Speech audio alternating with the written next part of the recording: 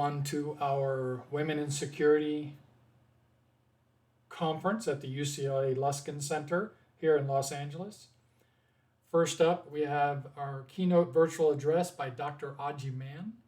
She is a security analyst and narrative warfare specialist. She holds a professorship in global security, Center for the Future of War, and serves as the brain trust of the Weaponized Narrative Initiative, both at Arizona State University.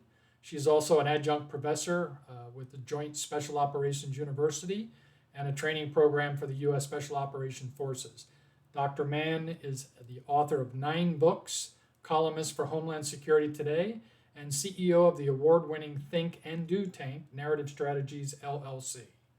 So, Dr. Maan, thank you. Good morning. I'd like to thank the organizing committee of the International Counterterrorism Institute for inviting me to speak with you today. In my multiple day jobs, I deal with the psychological foundations of large-scale conflict. I coined the term narrative warfare back in 2018 to describe the aspects of this kind of conflict. And I'll address narrative warfare and specifically the disinformation aspect in just a moment. But before I do, I'd like to make some preliminary thoughts about, that are relevant to this audience in particular. As the general theme is women and security, I'd like to address certain caution points and to suggest areas in which there remains a tremendous amount of work for us to be doing. My concerns have to do with how we conceptualize our work as women in security and how we conceptualize security for women. The inclusion of more women in policy-making roles and the inclusion of women's issues on the security agenda is a good place to start, but it's only a start. Simply adding women to the mix doesn't solve the problems associated with security for women for several reasons. First, security for women is different than security for men. Groups like Al-Qaeda and Boko Haram absolutely understand that difference, and they're acting on it. Second, violence against women and girls is a special type of warfare, as understood by UN Security Council Resolution 1325 and by common sense. Third, women's issues are not women's work. Violence against women is a fact of warfare of the good old-fashioned male variety. And even male policymakers are obliged to address it. Fourth, empowered women's voices pose a tremendous threat, a weapon against groups like ISIS, the Taliban, and incels. Any security policy that does not recognize and implement strategies to address the points I've just made is non-comprehensive and inadequate. Thinking about women and security ought to proceed by asking if traditional conceptual frameworks are adequate to accommodate issues that disproportionately affect women's security. And women should not have the monopoly on rethinking those frameworks. We, those of us in the security field, regardless of our anatomy, should question assumptions that surround concepts as basic as what security is and for whom. And we should be asking ourselves what kind of policy changes would result from understanding women and girls as special types of targets. Assuming that the participation of women will naturally lead to policies that address issues that disproportionately affect women assumes that men are incapable or unwilling to consider the welfare of half the world's population. That's an assumption I don't make, nor do I make the assumption that female participation will naturally lead to enlightened policies. Women are just as capable as men of continuing traditional security policies. Adding women to the mix is not enough. What we need are people people armed with the capacity to uncover useless or harmful assumptions, people that understand that women's issues are not subcategories of security. And there are issues that aren't necessarily gendered, but could use some rethinking. For example, we hear the words security and defense associated together. I'm often described as a security and defense policy analyst. But if I do my job well, my job is not primarily defensive, it's offensive. What would result if we attach our understanding of security primarily to offense? In terms of physical security, we talk about preventative measures, but preventative measures are conceptually attached to an understanding of security as primarily defensive. Our words and our concepts ought to match up with our practices. Words and concepts are important. They are important in the realm of security, but particularly in the cognitive realm. So let's talk about cognitive security and narrative warfare. I come to the topic of disinformation and malign influence from the perspective of terrorist recruitment. The simple questions I began with many years ago were, how do bad actors get people to engage in extreme behaviors like homicide and suicide without physical coercion, sometimes even without personal contact? What makes some people vulnerable to recruitment and others less vulnerable? Most of the attempts to answer these questions have focused on the tactics themselves, that is, the information being conveyed.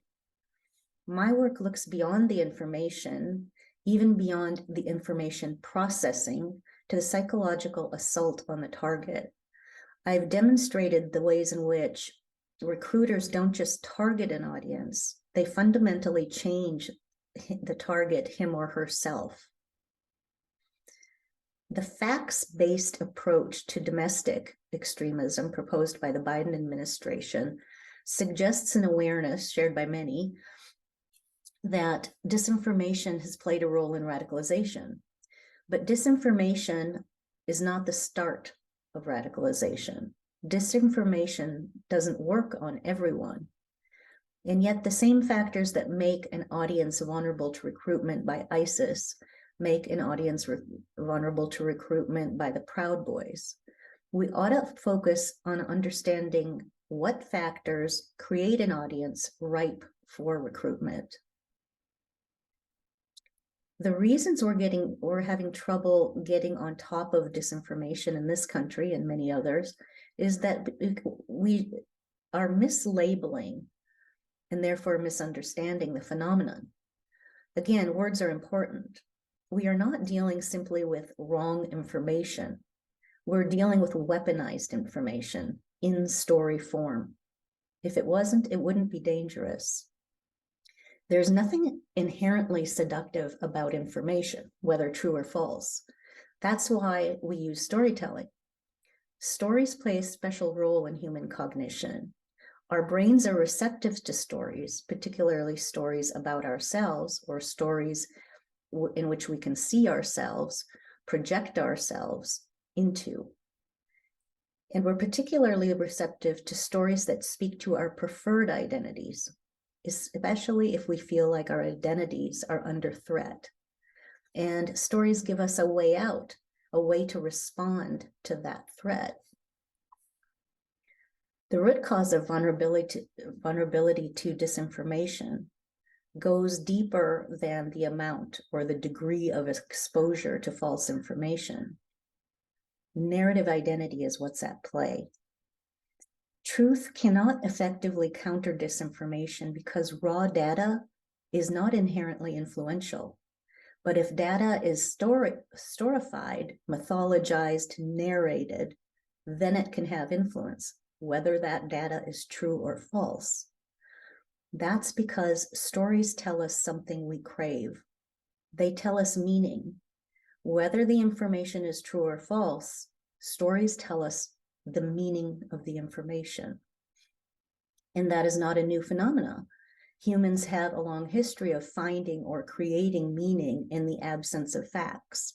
For example, the Iliad by Homer has had a profound influence on Western audiences, even though it's not history, it's a myth. Nonetheless, the story of a heroic quest of a rugged individual gives people a way to understand, to frame their own challenges. It gives a way for people to view their own battles and obstacles and hurdles in a heroic light. That frame of reference has been repeated for centuries and can be seen in modern culture, in novels and movies and biographies, and in the way we understand our daily lives. The lack of truth value of the narrative is irrelevant to the meaning it imparts to our own experience. Just because it's not true doesn't mean that it's not meaningful. And when disinformation is well received, that is because the disinformation held deeper meaning for the audience than the truth. An effective narrator speaks to two essential things: the meaning of the information and the identity of the audience. Meaning and identity are tied together to produce a story that tells what the information means, not just obscurely, but what the information means to that audience. A story designed to influence will tell an audience what to make of the information, how to understand it, and how they fit in.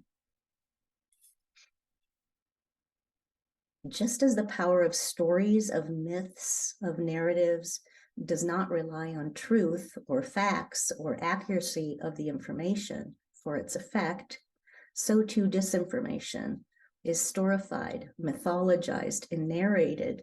It gives people a way to understand their experiences in a way that is, in fact, impervious to the truth.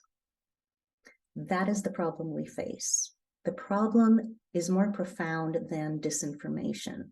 We're dealing with weaponized narratives, and a facts-based approach will prove impotent against it.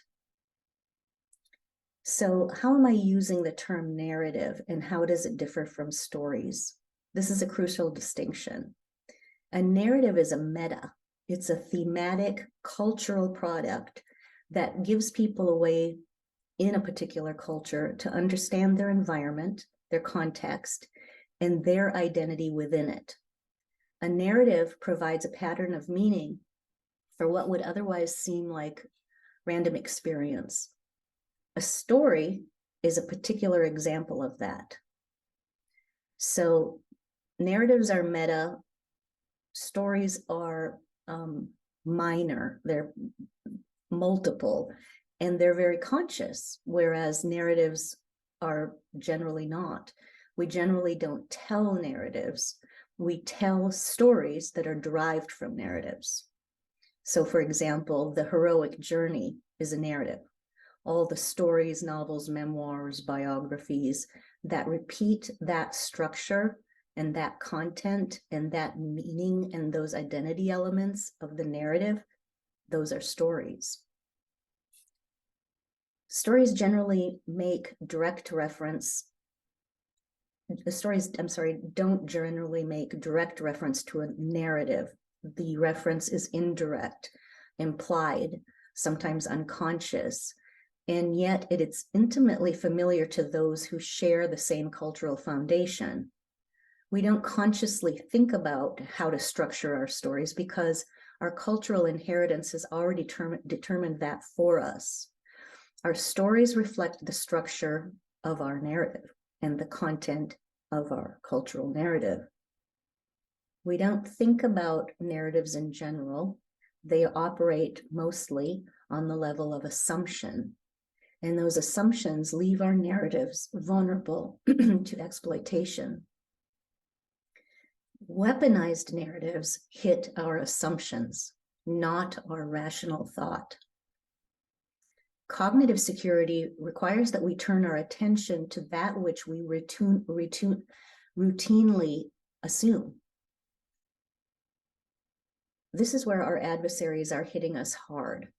Our assumptions are not the results of a rational process, nor should the challenge to our assumptions be. Our adversaries understand that concept, have embraced it, and have incorporated strategic narratives across their operations. ISIS, the Taliban, Al-Qaeda, the Boogaloo Boys, the Oath Keepers, Proud Boys, effectively disseminate their narratives, their brand, and reinforce their ideologies through broad information and psychological operations to control their strategic narrative. By doing so, they determine the meaning of the information and the actions that result. That is because people are not generally moved by simply observing the unfolding of events. And even if they are, they don't know what to make of it. But the representation of the unfolding of events has the power of its own. The representation of the unfolding of events, the narrative, ties events together in such a way that it imbues those events with meaning. So narratives don't just describe events, they show us how to understand them. That's what distinguishes narrative warfare from information wars. Narrative warfare is not conflict over information, it's conflict over the meaning of the information. Domination of the narrative field will not be achieved by those with the most information or the most accurate information. It'll be won by those who determine the meaning of the information. Thank you. So thank you, Dr. Maan, for that virtual keynote address. Next up is Ms. Amber Oquindo. She is Distinguished Research Fellow and Director of the Operations at Global Counterterrorism Institute. With a Master of Science degree in Homeland Security Management, Amber's academic focus on terrorism has equipped her with a comprehensive understanding of various facets, including recruitment, propaganda, radicalization, and the utilization of social media for self-radicalization. Beyond her academic pursuits, she actively collaborates with nonprofit organizations to advance radicalization awareness, intervention, education, and the empowerment of marginalized communities worldwide. With that, Ms. Amber is going to go over the SEEDS program, the Security Enhancement Education Defense Seminars. And so at this time, I will turn it over to Ms. Amber Oquindo.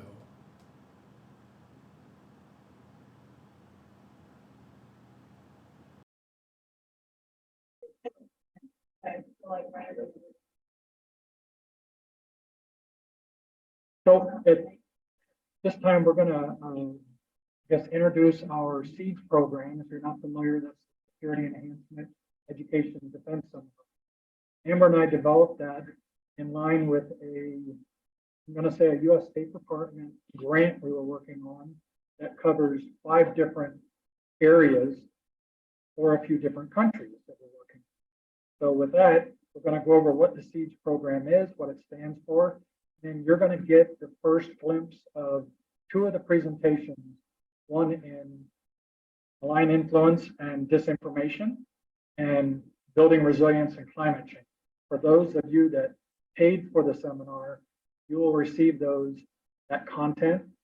You'll actually be able to train the trainer with those to train other people in those areas. I'll let Amber tell you exactly what the SEEDS program is. Thank you. So SEEDS, as Todd said, is our Security Enhancement Educational Defense Seminar. So as we know, the world is interconnected, thus security gets more and more complex. And what we've really intended to do is shake up the idea of what security means, especially when we're talking about education, because there seems to be a disconnect between what we learn and what we experience. So we really wanted to introduce this program, which is really in itself a powerhouse designed to bridge that gap, and in connection with our Women in Security program, where we can not only bridge the gap between security and practice, but we can also bring women to the forefront. Because as we know, our theme this weekend is all about women and security. So what happens when we really bring women to the forefront? We're going to see a different type of collaboration. We're going to see a different type of result when we come together and we work together. Because as we've talked about today, and as we will continue to talk about through this weekend, our experiences are different, our perceptions are different, therefore our results will be different. And once we collaborate, men and women together, we're going to be able to build a more resilient security industry. So more about our seeds particularly. When we're talking about security, it is multifaceted, right? It's all about keeping the world safe and sound, and that covers everything: military, political, economic aspects of the world, environment to cybersecurity, and everything in between. So we've got it covered because it's not one-dimensional, so we're going to go in all different directions here, and we're going to really change how we view security today. When we're talking about enhancement, that's that sprinkle of magic that makes everything better, right? We have what we have, but we're going to make it better, because as we grow, as we learn, as we bring new perspectives of those who have been in the industry from those who are just entering the industry, how we grow up is very different, so our perceptions are different. We have to bridge that gap. That's going to be that extra bit of magic. When we're talking about education, this is really becoming the global citizenship for students. Never has it been easier to connect across the world. Never has it been easier to ask questions, get answers, collaborate with individuals around the world. So we're not just here to talk about the basics, but we're here to really ignite a fire in between all of us together in promoting understanding, empathy, and respect for our diverse cultures and our backgrounds. That's how we're going to get the security industry to the next stage. When we work together with that understanding, not just the academia part of education, but the connection to who you're working with, that's really going to allow us to tackle the global issues that have been prevalent forever: poverty, inequality, and now climate change is becoming so important. And then when we talk about the benefits of diversity, when we're talking about bringing women and their unique perspectives to the table, that's when we're going to see the collaboration happen. The individuals in this room and online with us today, we are building a more collaborative, understanding, empathetic, and resilient security industry for tomorrow. So our SEEDS program is really just blinking out on my word. It is really just a way for us to step forward into tomorrow with better ideas, better collaboration, better understanding, and taking what is known as climate change or disinformation, as we're going to hear about more in detail, and really understanding what does that mean? What are those impacts? Because the information that we absorb day to day is not going to tell us how to move forward. But when we come together, that's how we're going to determine what the problem is, how to fix it, and how we're going to get there. So that's just a brief introduction to our SEEDS program as a whole. And then, as Todd said, we'll just take a quick break. And then when we come back, he'll go over his resiliency to climate change program more in detail. And I'll go over malign influence and misinformation. So thank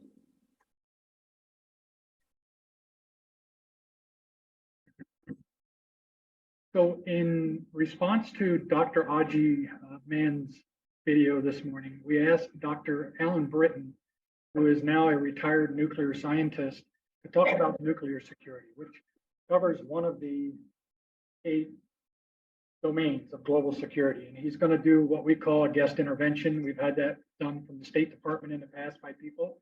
So we're going to give Dr. Britton a few minutes to talk about his reflections on women and security, because he is a big proponent of that. So Dr. Britton, if you can make sure you use your outside voice, that way the audience can hear you. Go ahead.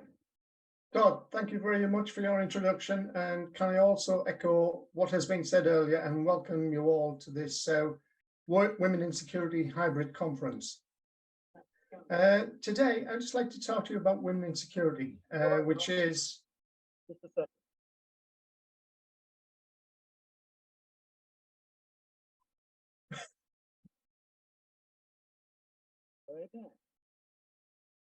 Go ahead. Today, I would like to talk to you about women in security, which is, as we know, a very important topic for the world's future of peace and stability.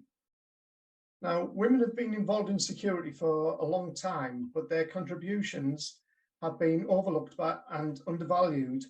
Now, according to a study by the Science Direct, women make up 24% of investigations and security services sector and 44% of private detectives and investigators.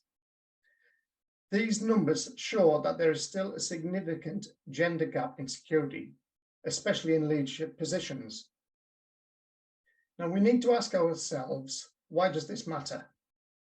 Because security is not only a matter of protecting people and assets from threats, but also a matter of advancing human rights, justice, and equality. Now, as the Women in International Security Organization states on its website, gender equal societies are more stable and peaceful.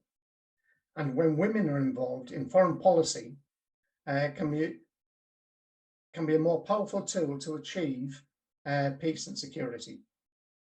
Now, women bring diverse perspectives, skills, and experiences to the security sector, which can help address complex challenges such as terrorism, cybercrime, climate change, pandemics, and gender-based violence.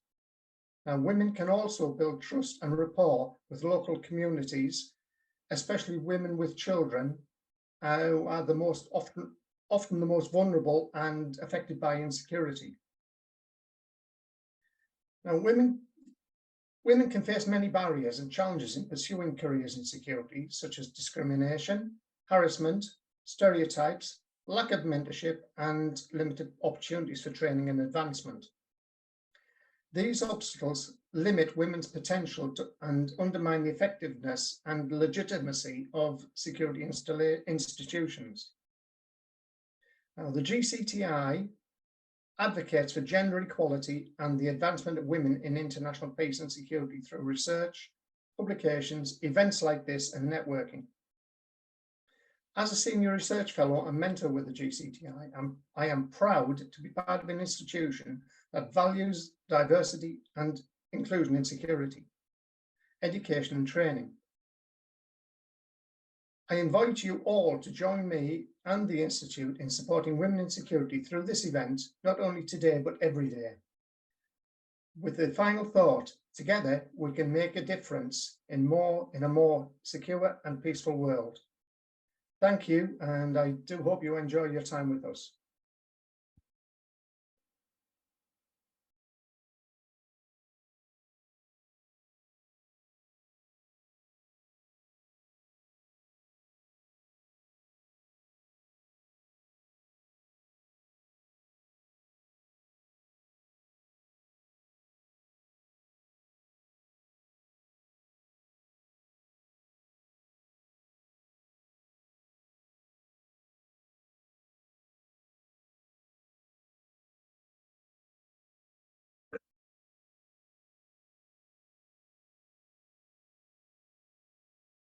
Thank you, Dr. Britton.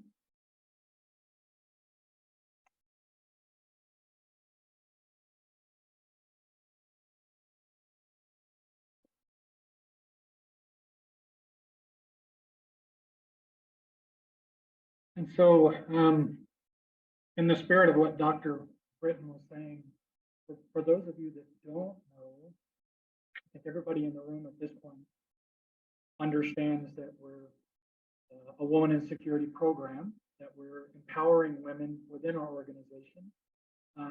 And for that, we had developed a few collaborations over the years. The first collaboration within ourselves was building our own programs.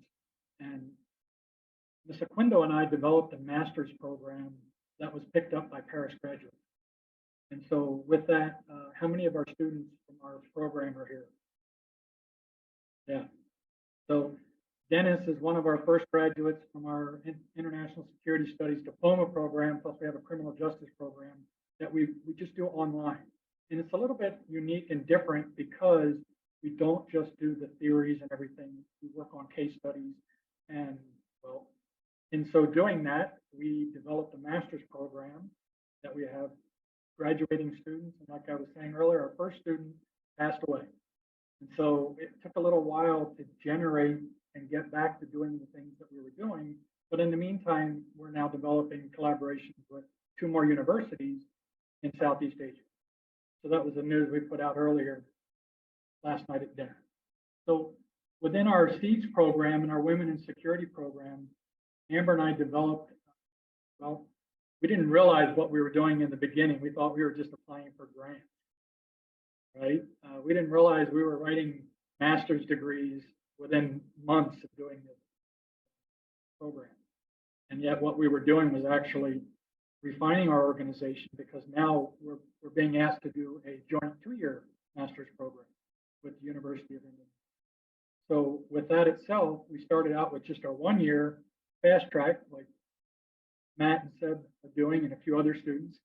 And now we're going to start the 2 years. The 2 trainings that you're going to receive, yes, her name was Lara, and Dennis, and the rest of you will get content. The first one in our seeds was climate change and its impacts, or more or less of building resilience. And what is resilience? Does anybody? This is going to be interactive, so please don't just think you're going to sit there. So what is resilience? Yeah. And how many different regions are there here? There's online. You guys want to quick tell what country you're from briefly? You can go ahead and unmute. UK. Where's that, Angela? I can't hear you.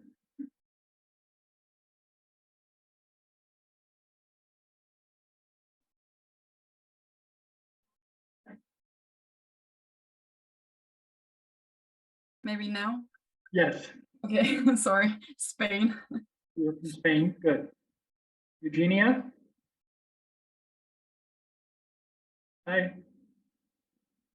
You're muted. Yes, Italian and Venezuelan. I've lived in Canada for quite a while, been in Europe as well, Dubai, and yes, here right now. Okay. Ashraf?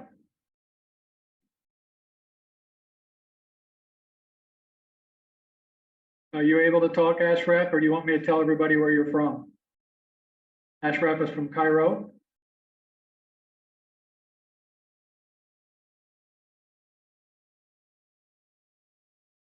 Anybody else? Is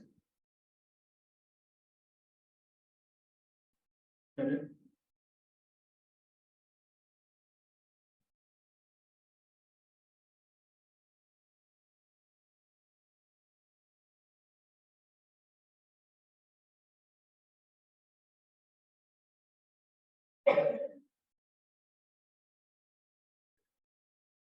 We're recording.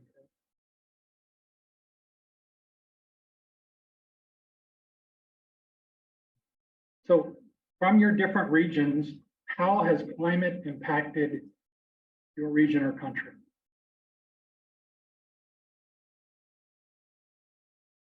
Because when the first thing you talk about climate, people. Weather, fire season. Yeah. And I'm from Oregon, and I've been evacuated like last year, I think. My wife was at work, and we were called to evacuate just from the fire that was like 300 yards away from our place. Our neighbor was in Paradise, California. Her house was burnt down. The whole town was burnt down. And whether they think it's from PGE or not maintaining wires, there's a difference. And of course, depending on what political spectrum misinformation you hear, there's also a difference in what people think about climate. So I'll tell you right now, as a conservative, I was so skeptical. I was like, all these years, I'm like, no, this is ridiculous. Until I started looking exactly what was going on. Why? So what do you think are some of the key causes of climate change? Pollution, yeah. What was that? Deforestation, yep.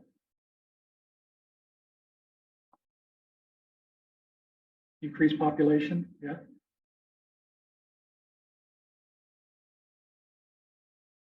Yeah, unless they're renewable. Okay. Anybody else? Just the earth itself, right? Time.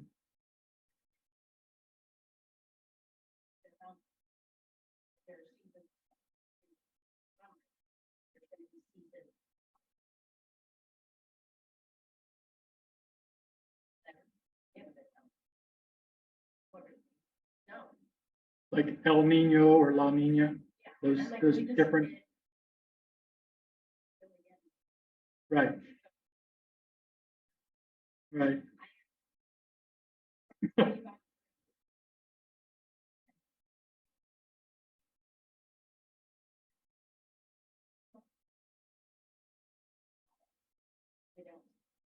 Right. So that are some of those are some of the impacts that you yourself have experienced. So a little about our organization, just, and we've talked a little bit. We are a academic, non-biased, we're research and analysis driven organization. And so everything that our students do is based on what? Students. And peer-reviewed research, right? Not CNN, not what you see, or what you're going to hear from Ms. Amber's malign influence and disinformation, because it all ties together with what you think is climate change versus what is actually climate change. And we aim to show you that.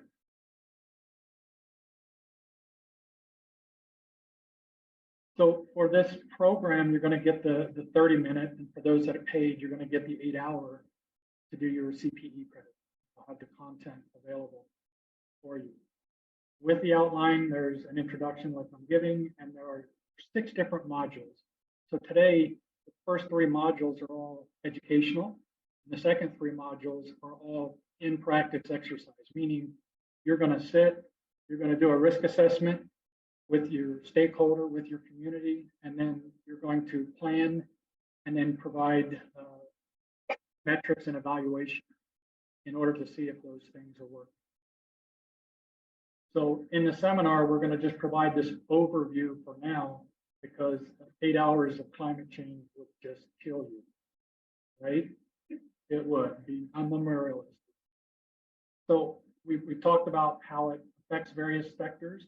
It also affects agriculture, health, and the economy tremendously. And I've talked about us and our agenda for this. The epilogue is that we're leveraging our existence and resources to produce rigorous and impactful research. Our mission at the Institute is, through research and development, to advance international security through innovative, cutting-edge research. Now, our program that we designed was meant for State Department or different countries. Like if it were you, we got it figured out in the US, right? We know exactly what is going on with climate change. We're selling solar panels, we're selling EVs, we're selling everything. But that doesn't work in other places.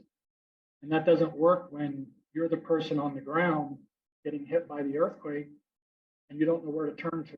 And yes, since Hurricane Katrina, FEMA has done a remarkable job turning around, providing information and resources like the Red Cross. They have what happened, they have an app on the phone. You can follow through if there's an earthquake or a flood or something. So personally, throughout my life, in the early 70s in Pennsylvania, I survived the flood of the Susquehanna. stuck on my second floor house for like 2 weeks. We had people bringing us food and stuff in a boat. That was one. And then the other one was the fire in Oregon this last year. Now, our team, which I stated, was myself and Amber, and then Haley Sadler, who's one of our research associates. She's a migration and policy specialist in Washington, D.C. She's a National Geographic explorer, photographer. So with our team, this is the team that Greece wants in order to bring all of this there, right? Because other countries don't have it figured out like we do. Just because we have to figure it out, don't mean we should just sit here and not do anything. Right? The greatest threat to our planet is the belief that someone else will save it. Now, understanding climate change, I'm not going to go through the scientific because I'm not a scientist. I'm a researcher. So there are probably many other people that can talk to you about what really causes climate change. So the quick, what we call down and dirty one is there's an ozone layer, and the amount of methane and carbon dioxide we put into the Earth's atmosphere continually stays here. And it makes things hotter. And who said population? So population is a big player in it, but that's only half of it. The other half is the 14 active volcanoes that are constantly spewing ash and carbon into the air. So that makes up 100% of what's happening in our ozone. It can't escape, just like the radiation from the sun can't come through the ozone here.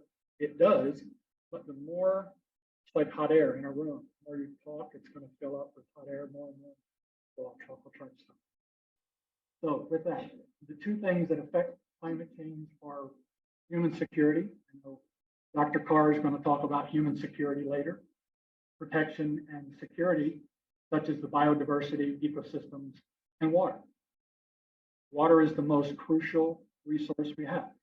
I don't want to end up like Waterworld, Kevin Costner. Is that too old? I give my age away.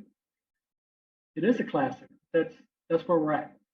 I think in different countries, different governments play around with leveraging their neighbors by cutting off water supply. Right? Not picking on China, but they did it to Vietnam with the river. It's completely dry. During the standoff between India and Pakistan, they cut off the water supply. Not to bag on India. So about our science, we want to be able to leave you with scientific evidence and to show you the increased concentration of greenhouse gases that's actually changing with it. Together we can share this with our climate models. So the impacts. We talked about personal impacts, and then there's agricultural. And I mean, climate change is expected to have a significant impact on water resources. So with rising temperatures, changes in precipitation patterns, the snowmageddon in Texas, there's the potential for both the increase and decreased water availability. We're talking. Impacts on agriculture are, most people don't understand the Farmer's Almanac, where there's an 80-year farming cycle. Like back in the 20s and 30s, we had the Dust Bowl. Why? Because our fields went fallow. It's happening all over it. The fields are going fallow. You have to let these fields, you have to rotate them. So that's why they do outsource to bring in wheat, grain, other things from other countries to provide also a global market. If you continually grow in the same plot, you're going to decrease the minerals. Hence, you're going to need the genetics to increase the food harvesting and stuff like that, which we're not trying to use genetics and modification in our food anymore. So, next is the impact on ecosystems. Now, there's a potential for change in the distribution of ecosystem, plants and animal species. That changes. Migration patterns. And I think one of the biggest things, somebody said the availability of resources in certain areas. How long has the migration into the UK been going on since the Sahel fields and trouble has been going on? migration of people, or the migration like in Myanmar, who pushed the Rohingya out. There's 1 million people sitting on the border in Bangladesh because, not just because of their religion, but because of the overpopulation and scarcity of resources of the area that they were in. There's just nothing there for them, no jobs. So they migrate, just like they did from Northern Africa into Europe. Human health. Climate change is expected to have significant impacts on human health. Changes in temperature, precipitation. What did we just go through for 2 years? The manifestation, yeah, we try not to say that word. I didn't want to say it, but we went through this and it had a profound effect on certain demographics of people. And the repercussions of what they tried to do have not been seen yet. No different than lead pipes at Lejeune or some of the places on Army bases. What we thought 20 years ago was good. What was that old saying of leisure suits causing cancer? It's long ago. So understanding the model that we've developed, the theoretical model, is it's based on vulnerability and adaptive capacity. Now, we want to just provide the introduction for that because it's all based on resilience. How resilient are people? That's a really, is everybody in the room resilient? If your house burnt down or if you experienced a traumatic injury or something like that, how resilient are you? Your families, how supportive do you have families that would help you through that? Right? Do you have a go bag packed? Seb, do you have a go bag packed? If something happens, you're ready to go?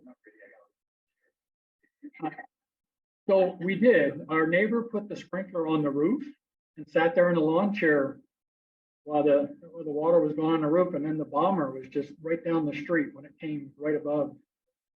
If it had not done what it did right then, fire would have just taken our development. So we were lucky. With the adaptive capacity, go bag, yes. We kind of have one, but it's for these. Adaptive capacity. So what is adaptive capacity? I think, Seb, you said it earlier. The ability to bounce back or be resilient. Yeah. And so what is adaptive capacity? And how is it important for building resilience to climate change? Because these things are going to keep happening. Snowmageddon is going to happen. Fires are going to happen. I think Calgary, how many fires are up there? 5 million acres have burned so far. They're already evacuating people in Canada. Yeah. And well, okay, we won't talk about eco-terrorism, right?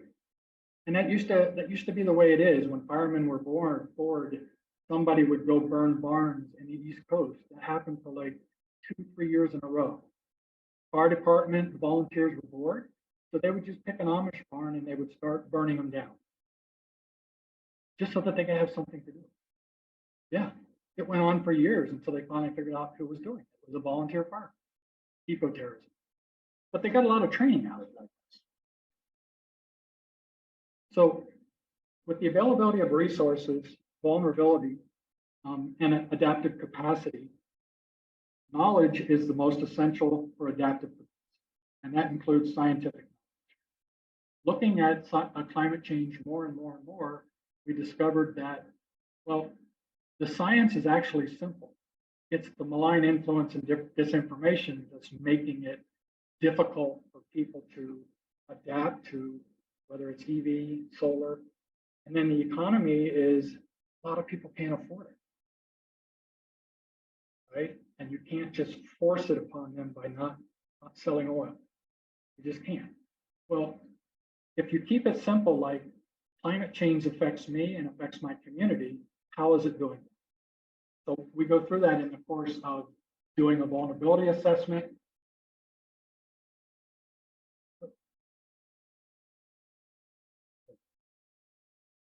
We do a vulnerability assessment and we look at sensitivity, how the population is sensitive to different exposures and then how we can use adaptive capacity.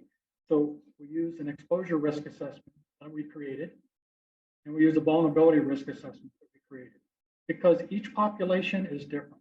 Terrorism is different in every region. It's either state actor or non-state actor. It's either politically motivated or just ideologically motivated. It's no different for adaptive capacity and climate change. It's the same in different regions. The Middle East doesn't have tornadoes. The South does. So these patterns, the Middle East has dust storms. They have extreme heat. And extreme heat means what? People migrate. What's happening in South America? Extreme heat and terrorism. So these people are migrating. Plus they want better jobs. And that's been happening for a long time. Even when, oh wait, yes, Texas, Mexico lost to Texas, that's right. Big on Texas with that. I know. So after doing the exposure risk assessment, vulnerability risk assessment, and the composite risk assessment, what do you think a risk assessment is? I know Sean knows what it is. I've done them for like 20 some years. You have to identify these things first. And with looking at climate change in certain areas, you have to first look at who's vulnerable. Who are the most vulnerable people? During Hurricane Katrina, I flew in 3 days after the hurricane. I was there before Hurricane Rita hit. The most vulnerable population in a hurricane are senior citizens. They were abandoned. We found hundreds of them in different homes and rescued them. The second most vulnerable population were women. The number of women that were sexually assaulted was astounding. 30,000 plus cases were identified during that hurricane. Why? Because the first thing the police did was fight the drug addict or the drug cartels down there. They were constantly, and then they left. They wanted to find their families and get out of there. So the whole city, if you've ever walked into a large city like Louisiana, Shreveport, be empty, that's the most eerie feeling in the world. And then the only thing you're looking at is people at night that are robbing other people's houses of stuff. Where the drug addicts going to go? Where the convicts going to go? Even the prisons. So institutions play a crucial role. But if they're not involved in these climate assessments, how do they know? And like we said, in the United States, I guess they got it figured out, right? We have 4 different case studies that we're using within adaptive capacity. One is actually LA. So looking at the demographics of LA, looking at vulnerability, one of the key things that I discovered was there's 140 different languages spoken in this LA county, which means the population is 49% Mexican, Hispanic, 10% Chinese, and then the rest is white, but not just white American, Russian, whatever. But in those languages that are spoken, the LA climate action plan they have on their website is only in a few languages. So how are the rest of those folks going to know what really to do? So that was one of the big things that I looked at in the gaps assessment. And if you look at other countries, there's many dialects in Europe too. So they're in the same boat. While the United Nations usually translates things in their climate action plan, well, what about Shreveport? What about LA? What about earthquake? Somebody online was commenting about the last 3 5.0s that LA had here in this last month. Oregon's had 40 earthquakes in the last couple months, right off the coast. Now, in the course, you're going to have different handouts that will tell you how to do these assessments. The adaptation measures to reduce the exposure and the vulnerability to each identified. And in the 9 regions internationally, and that's why we've developed it, it's not just for the United States, it's international. And so if you look at the 9 regions, it covers the most impacts and incidents that would happen in those regions. Like in Southeast Asia, you have typhoons, you have flooding nonstop. So how do you deal with those in the community? And then how do you deal with those? Nobody's doing the adaptive capacity strategies and the risk assessment. You'll see, like, one example we did use is, remember the soccer team that was isolated inside the cave? They sent in the special forces. I think it was Taiwanese. Thailand, yeah. And how many days were they? They didn't have a really good plan for the flooding, which meant at any given time. It happens in Arizona, right? Floods in Arizona, especially in those wadis. They're brutal. They wash people away. So within the course, you'll have these different risk assessments to do and learn about, and you can actually teach other people to do them. And then for the full course, you'll have an examination to get your certification for your CPE hours. And I'm not going to go through all of the rest of this, but that is my presentation on building resilience, climate change. Any questions?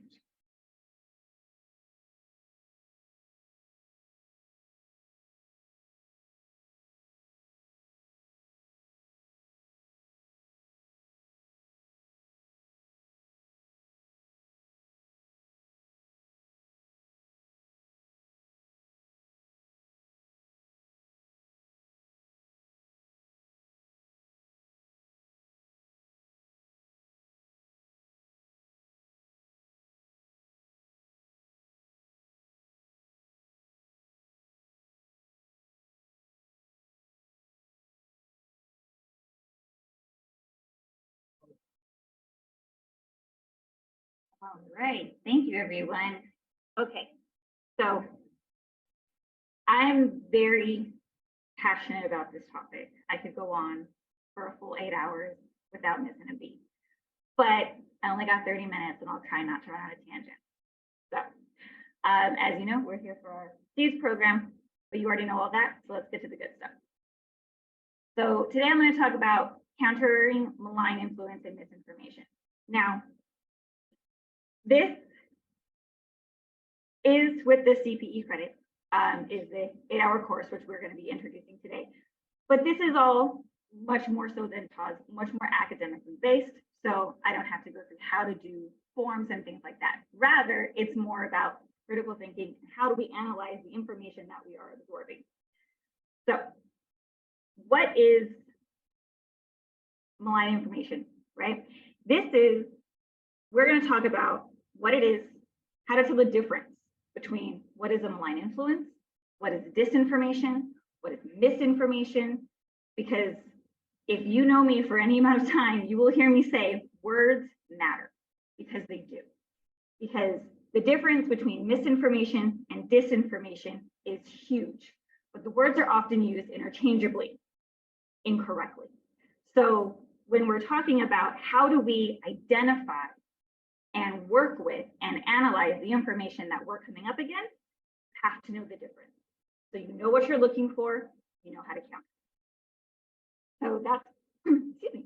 So that's what we're going to be talking about today in the context as well of epistemic injustice, because this is where we're going to see it a lot within our community as well as in the security industry. So through this, we're going to, in this program, this class, this 8-hour CPE for today, and the SEEDS program at large, which will be given to state departments in other countries. These are the main sources that we're going to be looking at. Again, definitions, words matter. What is epistemic justice? How does disinformation spread? What is problematic influence? What makes it problematic? How do we fact check? How do we make sure what we're reading is correct?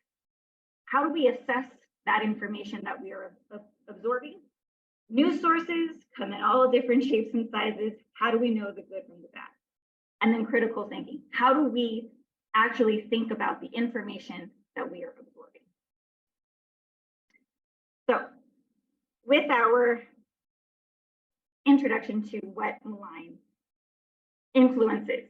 So really what we're talking about, we're really delving into the subject of epistemic injustice and what that profound impact is that it has on the spread of disinformation.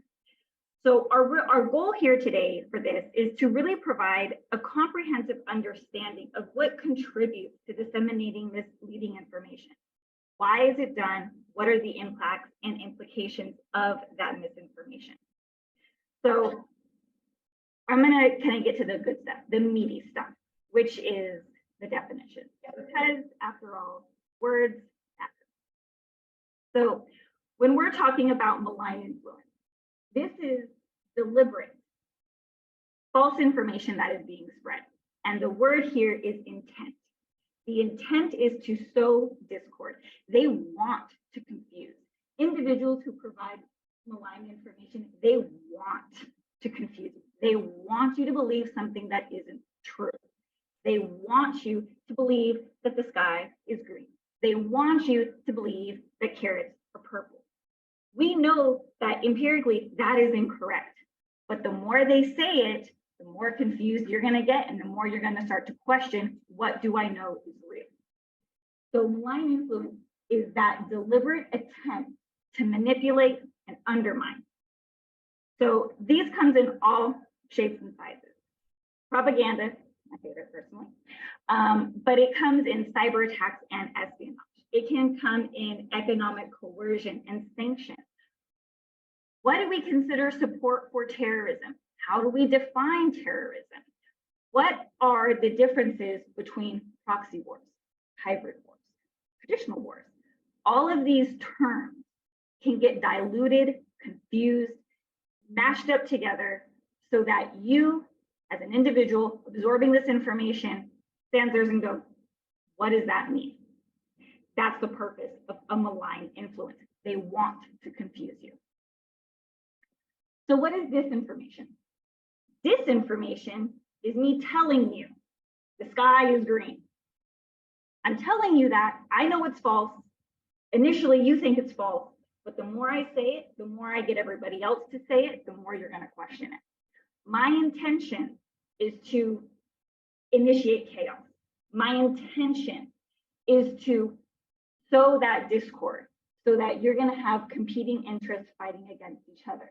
Because the more you're fighting against each other, the more you're not paying attention to me and what I really want to do, which is whatever I want to do in the background. That is disinformation. It is that intentional, I'm going to tell you the wrong information, and I want to tell you that wrong information. So this can come in, again, it comes in many different ways. We see it all the time. When we talk about election interference, which most of us are in the US, we heard about it a lot during the last presidential election. But what does that mean? The more information you have, the more consistently you hear it, the more you start to believe it. The individuals who are putting out that disinformation want you to believe something that isn't true. They want it to become that mantra. They want it to become familiar. That's one of the biggest ways that disinformation spreads, is becoming familiar. And once I've put my intention to confuse you out there, then we're going to get to misinformation. I'm totally going on this now. But misinformation is, now that I've told you the sky is, where I say green, the sky is green, right? Now everybody here is going to say, the sky is green, the sky is green, the sky is green. I put it on Facebook, the sky is green. The more you share it, the more you're going to say, yeah, the sky is green. Let me forward that post. Let me retweet that tweet. Now that's misinformation. I'm telling you something that is false. You are taking that to be true and you are spreading it. Social media is the fastest way that misinformation spreads. Fastest, blink of an eye. My one intentionally confusing, incorrect, false comment is now in millions of hands. The more you share it, the more you spread it. And now the easiest way to differentiate disinformation from misinformation. Misinformation is a mistake. It's not done intentionally, but that is how disinformation spreads. And individuals who use disinformation know exactly how to do it. I'm going to tell you something, you're going to tell 10 friends, that person's going to tell 10 friends, and it becomes a game of telephone. What I initially said is turned around, twisted, absorbed, interpreted differently, and now I've sown confusion. Now nobody knows what color the sky is because everybody has a different reason, everybody has a different experience, everybody has absorbed that information differently and has spread it. The election was rigged. But that becomes the mantra, and you hear it and you hear it and you hear it. But what does that do? What does that mean? When we're talking about the larger scale of misinformation, it has such dramatic implications. When we're talking about a room, or when we are talking about a government, a state, and you have misinformation being thrown out there, you have your populace who is now divided what color the sky is. They can't even agree on what the definition of color is anymore, right? Like we had a conversation about sweaters last night. We couldn't agree, but it's the same principle. There's no hard line. A is A, B is B, sky is blue, grass is green. So that misinformation comes, and now everybody's confused. Everybody has a different set of definitions. So when your authority figure, your president, your whatever, comes up and says, I'm telling you, the sky is blue, everybody's gonna go, no, it's not. No, it's not. Because I heard that it was green. I know the sky is green. So that undermines the legitimacy of what that authority figure is telling you. And it makes it that much harder to get true, accurate information to your populace. We saw this during the COVID pandemic, right? Misinformation everywhere. So when you have your World Health Organization leaders, when you have your public health leaders coming out to you saying, this is how COVID spreads, this is how you mitigate risk, this is what you need to do to stay safe. Nobody believed them because the misinformation was already out there. The confusion was already out there. So now your authority figure has to work twice as hard because now they not only have to dispel the wrong, false information that was intentionally spread, now they have to convince you of the right information. And that is dangerous. Once you have a state that is so conflicted between misinformation, disinformation, and all of those malign influences that are coming in because they want you confused, that legitimacy issue in your own state now affects your international relations. So this has huge, huge implications when you're talking about it on a wide scale. You can take it down to a micro level and look at it in a classroom. You're going to have the same issues, just blown up with far bigger stakes, right? Like way out here. Okay, epistemic injustice. So when we're talking about misinformation, disinformation, and malign influences and epistemic injustice, this is when we're talking about groups that are marginalized. Where are their voices? Women in security, we are a marginalized group, right? We have to work twice as hard to be heard half as much, right? That is the same with all of these other individual groups that are consistently marginalized. The more you have misinformation being spread out, the more you have disinformation intentionally being put out there, and all of these malign influences that want you confused, they want to keep these marginalized individuals, groups down because it conflicts with what their interests are.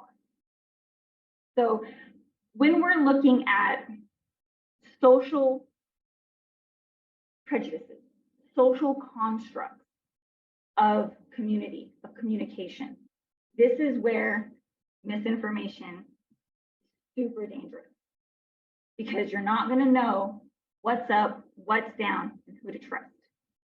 So it becomes harder when we go back to our COVID example.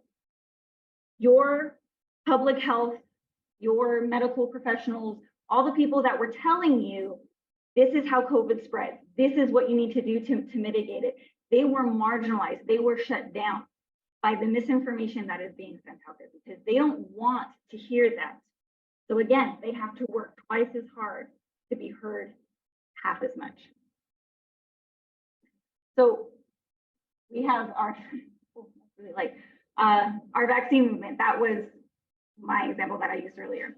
But when we're talking about climate change and Todd's presentation, again, we're talking about changes that are happening. But again, all of this disinformation, this misinformation, which we are consistently taking and absorbing, how do we know what to do? How do we know what's right? How do we know what are the right steps to take in order to combat climate change in any way that we are capable of doing? That's how we have to dispel all of this misinformation that is being set out there. If we go back to a more academic, historical sense, when we're talking about indigenous knowledge, we in the United States, take it as an example, we have taken a society and grown a society in a place where people have lived before the common society, and they were sustainable. But when a new society comes in, they go, I got this. Don't worry about it. I don't really care what you guys were doing before. I'm going to do it this way. But then what happens is we're not taking into account their knowledge. We're not taking into account their experience. We are not taking into account all of that valuable information that they can present to us, their factual, lived knowledge. And we dispel this information because we got it. So that happens when we don't take into account real knowledge based on the misinformation that we're being bombarded with. So how do we identify that problematic influence, right? How do we know that doesn't sound right? This is not right. I need to do some more research, right? Dominance. If you have a group of people talking and one person talks the whole time, they're not letting anybody speak. They're not allowing different perspectives to penetrate that conversation. They're not allowing questions about their line of thought because they're going to talk and you're going to listen, and that's going to be that. When you're talking about groupthink, we're all in a conversation and we're more concerned with making sure everybody's okay, everybody's on the same page. We're not allowing that conflict of opinion. We're not having a debate. We're placating. Nobody's saying the real issue. Therefore, you're not getting the whole story. You're not getting the real information, right? You're not getting the meat of what you're trying to talk about. Confirmation bias. I'm only going to read this newspaper because they only talk about what I know is true. You're only going to seek out information which validates your already held stance on whatever topic that you're thinking about. If you don't allow yourself to have different sources of information, your opinions and perceptions are never going to change because you're only willing to accept information that confirms your original bias. Social pressure. I'm going to disagree with you, but only if it doesn't make you too uncomfortable, right? Because I don't want to be seen as the odd man out. Ooh, I don't know what she's talking about. No, you're going to conform your talk. You're going to conform your line of thinking. You're going to conform your line of questioning to fit the mood of the group that you're in. Again, it's not allowing critical thought. It's not allowing you to have any conflicting opinions that could actually change somebody's perception about something that's incorrect. Your biased information. Again, we all have biases. We all have unconscious biases. But a part of being an academic, a part of being a well-rounded individual is being able to recognize those biases and seek outside information. You know what? I had a bad lived experience, but that doesn't mean that everything from that experience is bad. I need to allow more information. And if you don't do that, you're only going to find biased information. And then your persuasive language. Ooh, this is a big one. You're going to love this one in politics. They use all the trigger words. because they want you to think with your emotions. Persuasive language is such a big way to spread that disinformation, that misinformation, because they're going to use those trigger words that are going to make you upset or make you kind of sad, or those commercials with like the hurt puppies, right? They're playing on your emotion.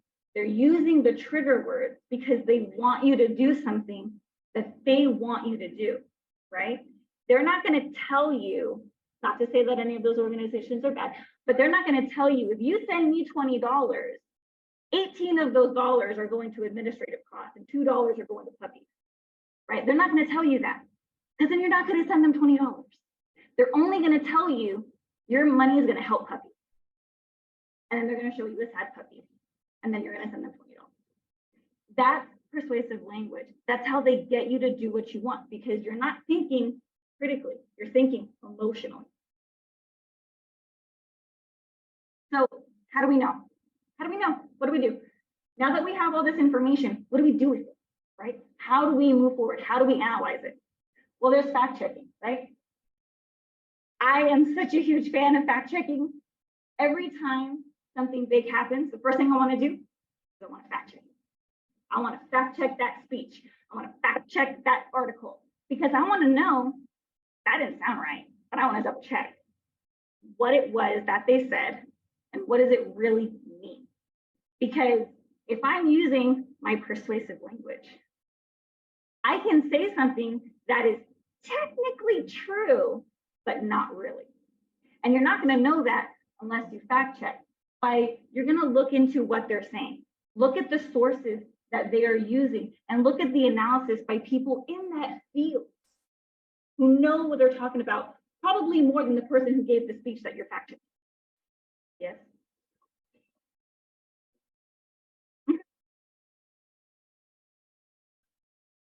So the problem I think we have is you're looking at the experts, they are not in agreement, right? They're consistent, and so it's very, very difficult to find anything in the realm of anything where there's consistency.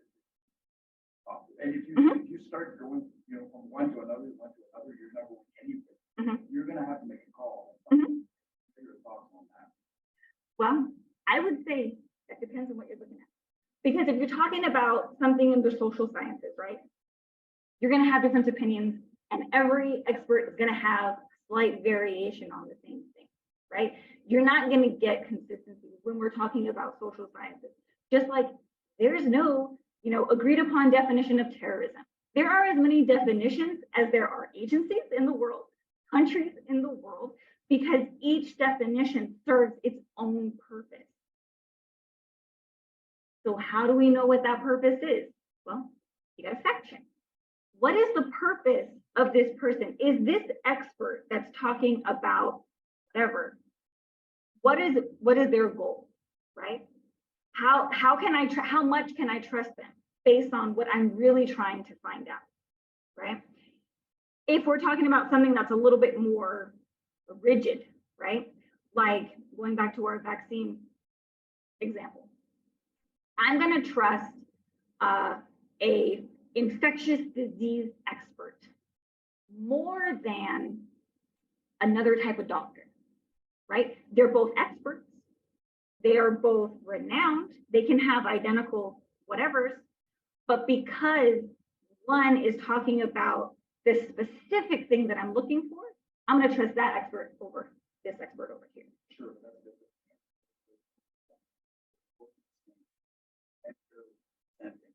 Read them both. What makes more sense? But that's where you go. You have to figure out what you want to accept and what you don't. You're never going to find two experts that agree on absolutely everything. It's not gonna happen. You're not going to find two people that agree on everything. Right. Exactly. So when we're talking about these different experts, how do we differentiate? How do we determine who I'm going to trust versus who I'm not going to trust? Well, then you have all these other options here. Is this person, does this person work for the public? Does this person work privately? They may have different motivations for expressing certain opinions. I don't know. We have to find out. And that's why we look at our source verification. Are they, again, where is that information publicized? How much do I trust that publication? And this comes from, again, you have to allow yourself to go outside of our comfort zone and not just log on to the CNN or the New York Times or the whatever, right? You have to find outside organizations that you can look into. And you know what? Sometimes you're going to go, this looks good. And you're going to read it and you're going to go, ha, no, never mind. I'm not going to trust that source anymore. Because I know that their information is not consistent with everything else that I'm seeing. And then that also falls into what is our contextualization, right? How is this information being presented? Is it being presented as straight facts, a list of 1 to 10 things you need to know about buying shoes, right? You have 1 through 10. Those are just facts. There's no real contextualization compared to a person giving a talk about shoes, right? And using a trivial example kind of exemplifies the difference in the type of information that you're being given. If I'm just going to give you a 1 through 10, I don't really have any motivation to tell you anything, right? Other than what those facts are. But if I'm talking to you about shoes and I want you to buy a certain type of shoe or a certain brand of shoe, I'm going to talk more about that while hushing down the other dissenting sides that go against what I'm trying to tell you. So you have to look at the information itself and what is it packaged in. That's going to tell you. You're never going to know for certain 100% whether it's right, whether it's wrong. You just got to keep going. And down the rabbit hole you go. Eventually you'll climb out, hopefully. It'll all be good. So when we're looking at the assessment of those ways in which we can check that information, where is their expertise coming from? Who has that knowledge? Are they trustworthy? Do I trust them? And trustworthiness, reliability are very personal things. Because you can go back to a news source consistently over time. I trust CNN. I trust the New York Times. I trust this news anchor, right? Because they're familiar. You've received accurate information from them before, so you're more willing to take that. Versus when you're confronted with a story and you're like, I don't really trust that from a new news source. You're going to trust your old reliable more than that one. But then when something happens and your normally reliable news source then tells you something you know is false, or you prove what they've said is false, now that reliability and that trustworthiness of that previously reliable source, now that's on shaky ground. How do I always trust the same people? You can't. So you have to consistently expand your research and look into other things so that you can always get different sides to the same story. That's how you're going to find out all this information that all you people send me about the sky being green, that was false. I finally figured out that the sky is blue because I went out of my comfort zone and I found new sources of information where there were experts talking about how the sky is blue. I trusted the news source in which that information came to me from. And they were open and they were clear. There wasn't any vagueness. There wasn't any, oh yeah, the sky is really blue, but don't worry about this, information over here. The sky is just really blue. No, there was transparency in the information that they were sharing.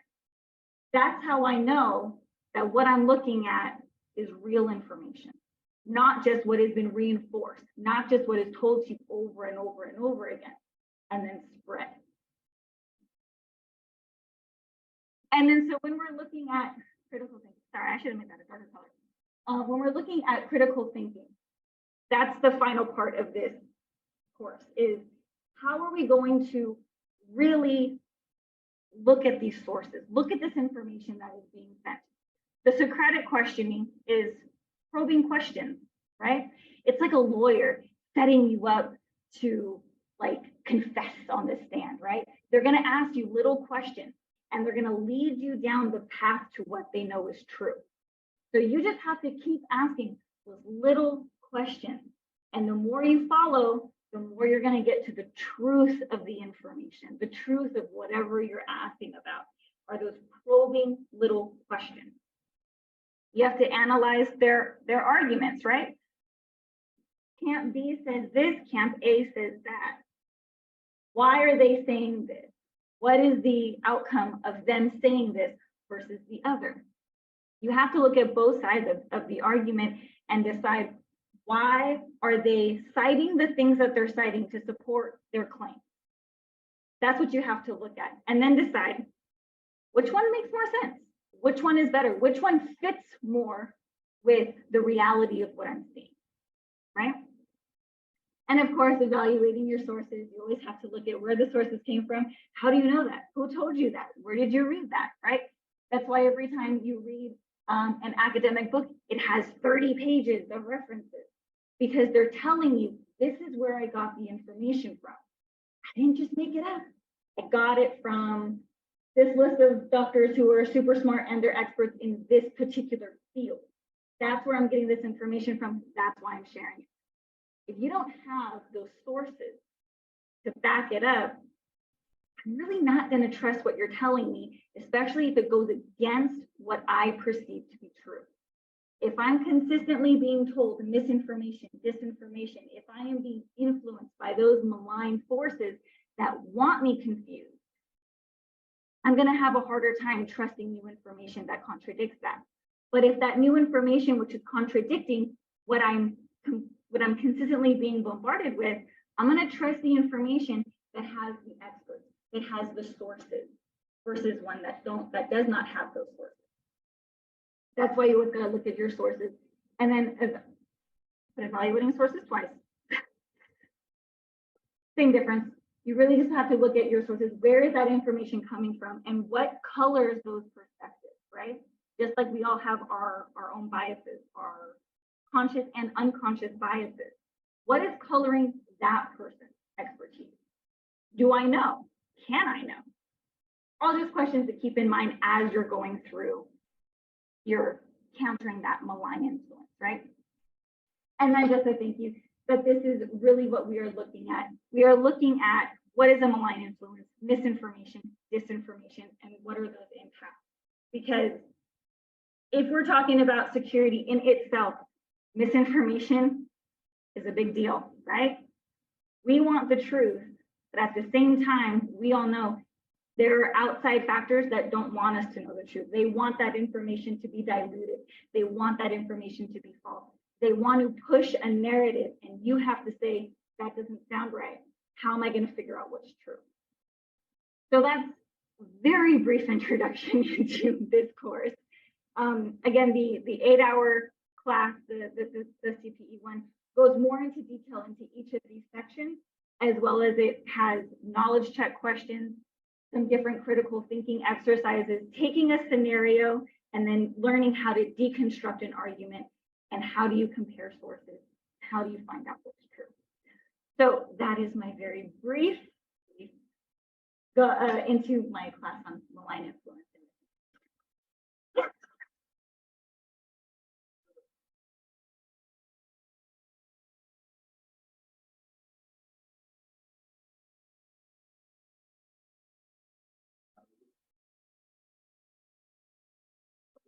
Mhm. Went down the road. And that maybe there's other perspectives. Mhm. There's that's going to be varied, and that's like a whole other one. But if you're talking about, it really depends on if you're having a one-on-one conversation with somebody. It's a lot easier to say, why do you think that? Where did you get that information, right? It's a lot easier to kind of bring them around the corner to say, maybe you should consider this article or this book because it offers a different perspective. If you're in a group, that's much harder to do, especially if you're in a group that already holds something so fiercely as being true. How do you break into that? Right. if you're trying to break into a group of people that really, really believe that the election is rigged, they're not going to be so easily persuaded by, oh, but look, Georgia really did have this number of many votes, or whatever that fact is. They're not going to take that information because it's been consistently said over and over and over again that the election is rigged. So the best way to do it, especially on a large scale, and this is very hard to do, but you would have to consistently push out real, true, factual information, because you're going to hear it. You hear it on the news, right? When the news is on the TV, but you're over here doing dishes and you kind of listen and you hear it. And then you're driving in your car and you hear it again on the radio. And then you're in the grocery store and you hear the couple talking about it in the line behind you, right? That information is consistently being pushed out to you, and often on a passive basis. We absorb information on a passive basis much more than we do on an active basis. It's just all the little sources. So you have to consistently push out true and accurate information for it to happen in all of those tiny instances, so that when you do have that conversation with somebody, you're like, oh yeah, I heard that. I heard the lady behind me talking about that. I heard that on the radio. So you already have that foundation of it being true, rather than not true, and then having to work twice as hard to get half as much. Malign influence and misinformation. Yeah. Nice plug.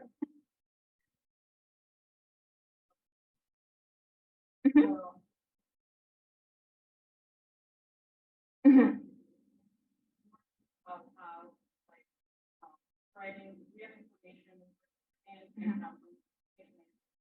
Basically, of women's security, I think there's an answer to these debates of these, like the, you know, like the idea of the and then do you think that, like, just writing real information is not what's happening is culture that is a debate and is allowing for information to happen? It's going to sound counterintuitive, but I'm going to say yes. But here's why. Because the more you spread that true and accurate information, the more you have discussions, the more you bring that marginalized community to the forefront to share not only factual, you know, empirically true evidence, but that lived experience, right? That the more you bring that to the forefront, the more it becomes mainstream, the easier it is for people to digest, right? Because if you're women in general, right? Just take a very basic example of a marginalized community, women of color not being believed when they go to the doctor. I'm in pain. It's not that bad. I need something. I'm in pain. Here's an Advil, right? The more you bring that lived experience to the forefront, the more you're going to be able to impact a positive change, where that doctor is a very simple example. Like, again, not getting into the specifics, but you're going to have that doctor say, I'm hearing more and more that this is true. So maybe I need to take it as being true. So is it that simple? No. Is it easy? No. Because you have to break through and work twice as hard to get heard half as much. But eventually, when you do, and our theme for this weekend is breaking down barriers, right? The more you beat on that wall, the more you break down that barrier, the more information that can come through, right?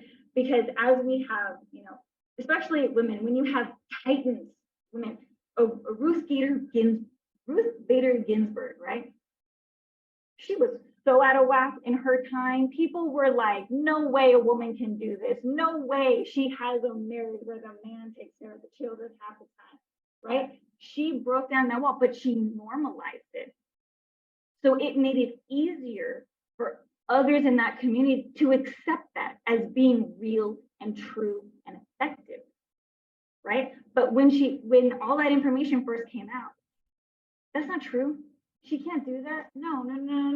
But the more you normalize it, the more you talk about it, the more you bring that lived experience to the forefront, the more it will be accepted. And the more it will impact change. Is it easy? No. Is it fast? No. But it will happen eventually. Yes.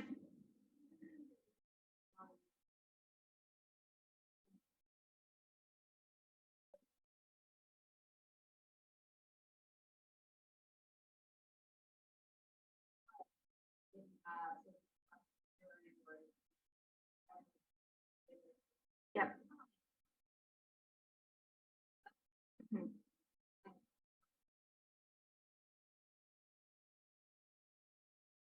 Yep.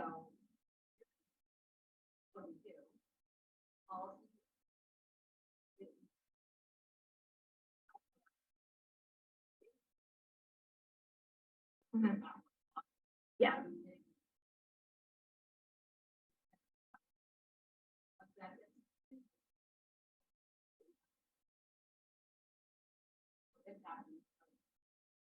Yes.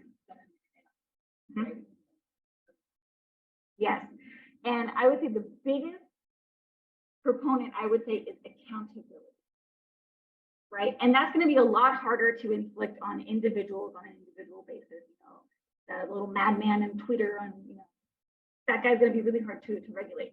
But when you have especially elected officials, they need to be held accountable for what they say. Because again, even if they're taking something as being true and spreading it, they're spreading misinformation. Once they are confronted with that, there has to be some type of accountability, right? They have to be able to stand up and say, you know what, I got this information, turned out it was incorrect.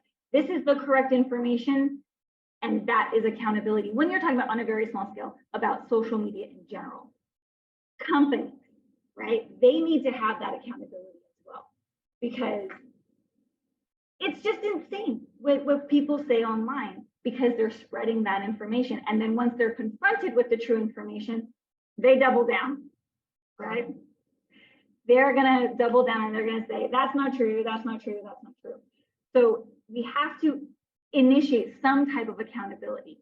How to do that? I don't know.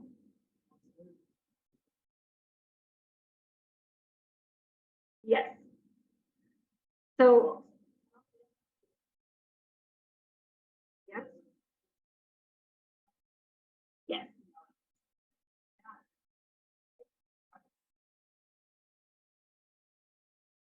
Exactly.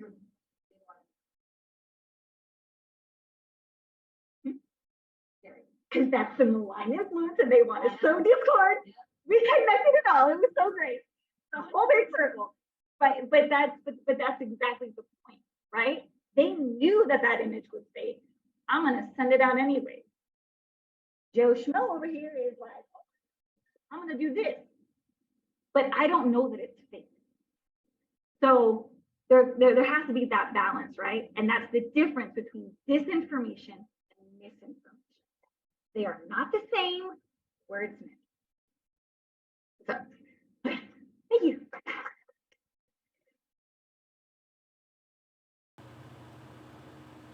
Okay, so I'd like to thank Ms. Amber Oquindo for her presentation on malign influence and misinformation. Next up is Dr. Sean Carr, Physical Security Specialist, and his presentation, A Critical Role in Current Threats with Physical Security. He'll be accompanied by Stephanie Prentice.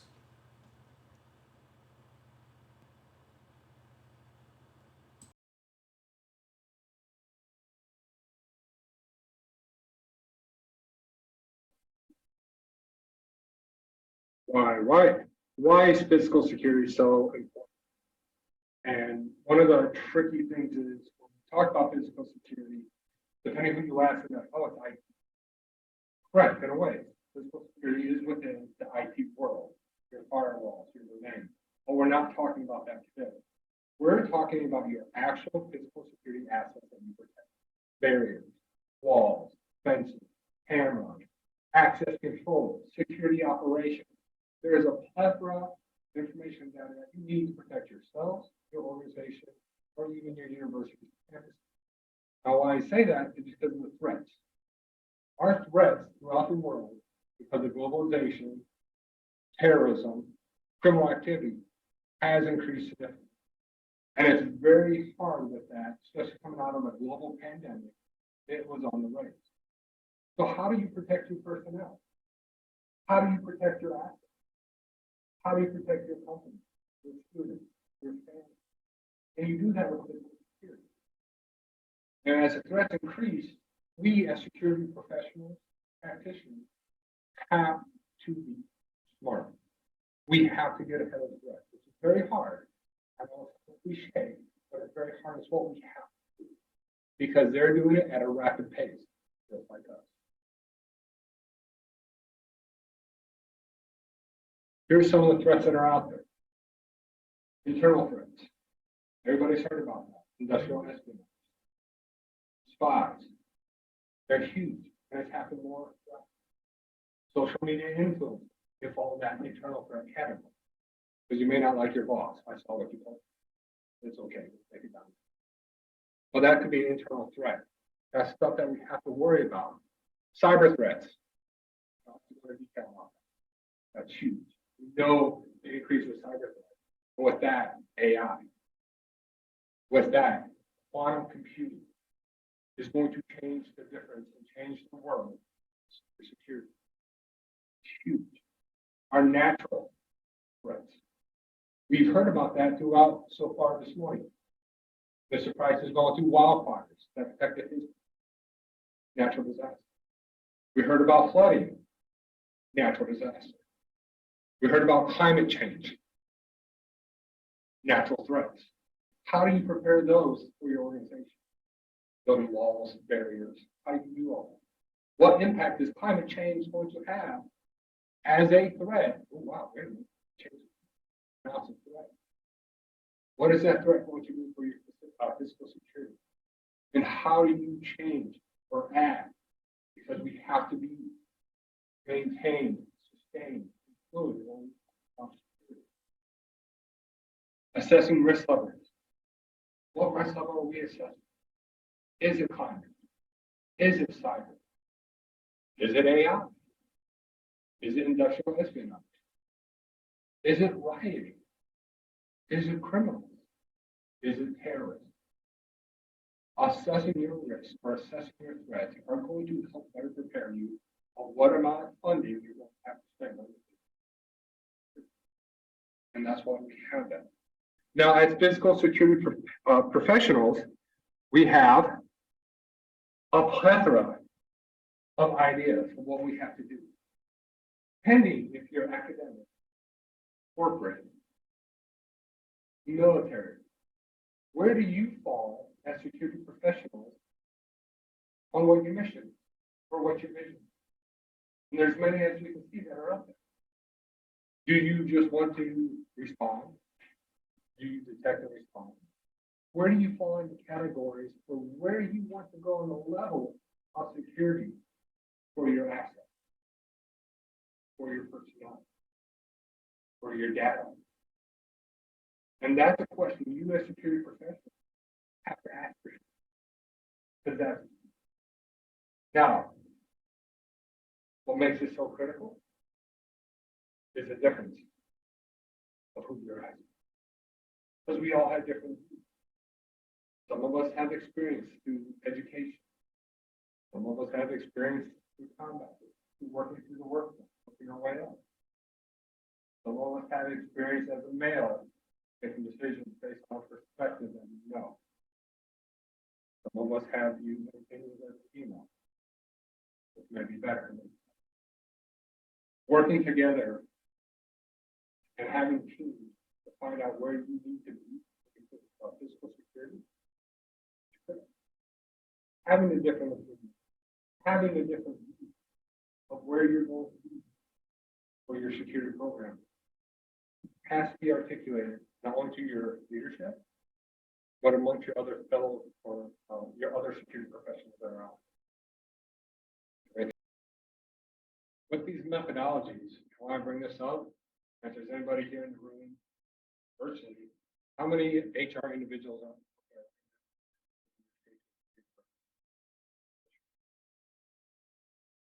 We have a few raised hands. Understanding security does not bring in a revenue stream for your corporation, or your campus, your university. It is hard to articulate keeping those programs alive. It is up to you and us as security professionals to bridge that gap, because we're always the first one to get cut. It's basic research. When money's not flowing in or you don't have a revenue stream, it's hard to articulate, I need another campus. I need a new access control. We need a new barrier. We need armed guards.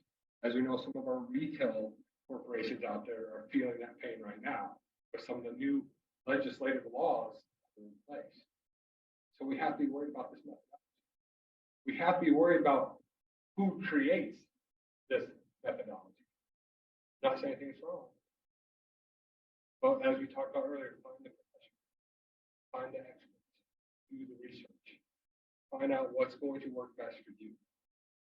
Because once you have the right methodology, you can start your plan of attack that you need to for your physical security once you move. So next, what we're going to talk about is just a few of the silos within physical security. And if you have questions, experiences, please come up.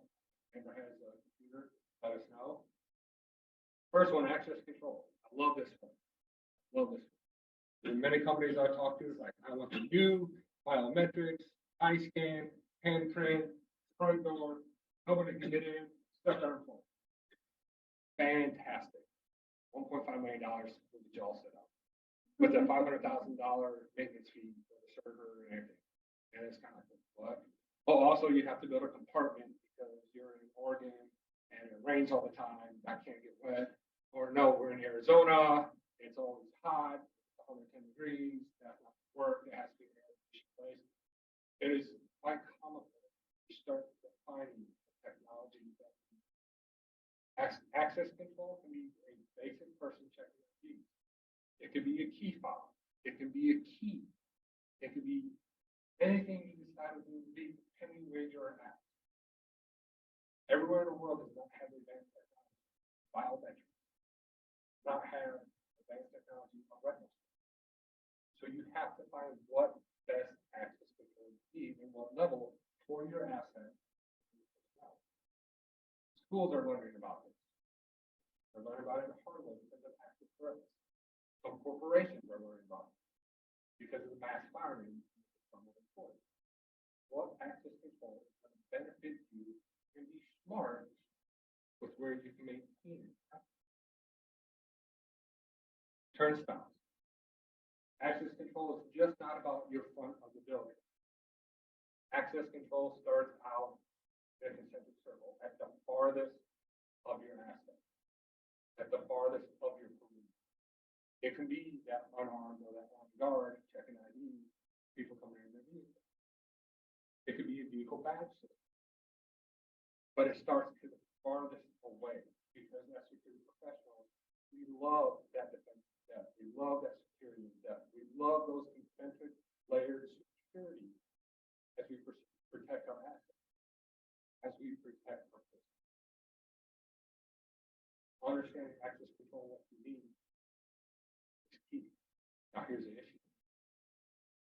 What we as security professionals think about access control is hard for what the client or what your leadership wants.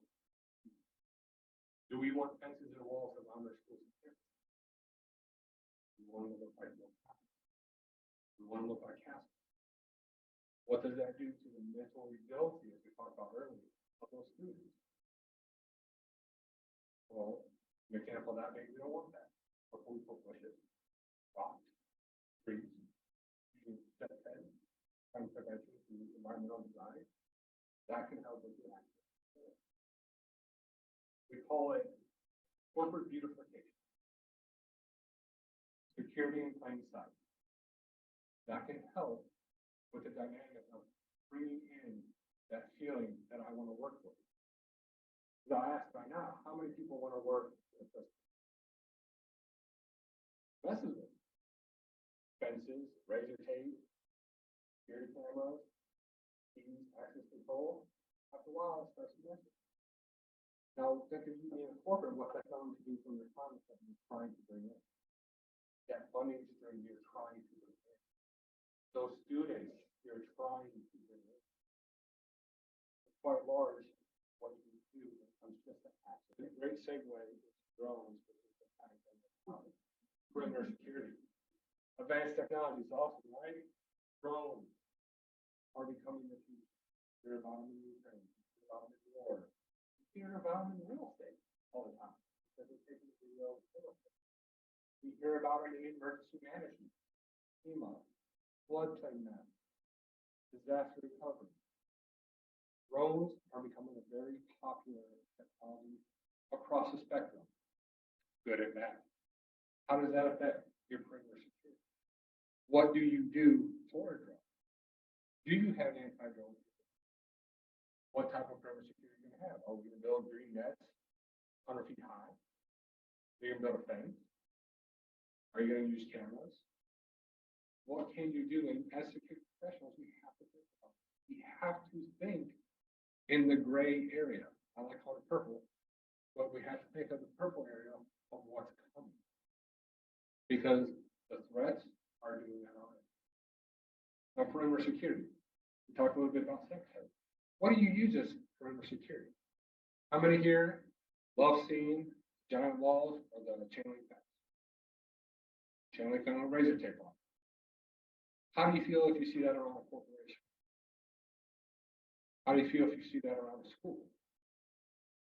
Do I have any parents in here? Security professional. And that, no, perfect. As a security professional, it's beautiful. Give me that stick for change. Oh, we're good. Try and get in my school. But as a parent, what do you feel? Why? Why do you feel scared? Because it's a manifestation of threat that you just don't want to see. There's no threat there. I'm protecting your kid. I have chain link fence. I have camera. We're good. Why are you in fear? I made it safe.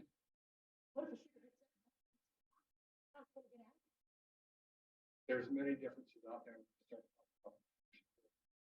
And how as we, as security professionals, can use a dynamic of our environment to make sure we can still be safe, still be secure, but do it in a tactical way where we do not cause fear and chaos.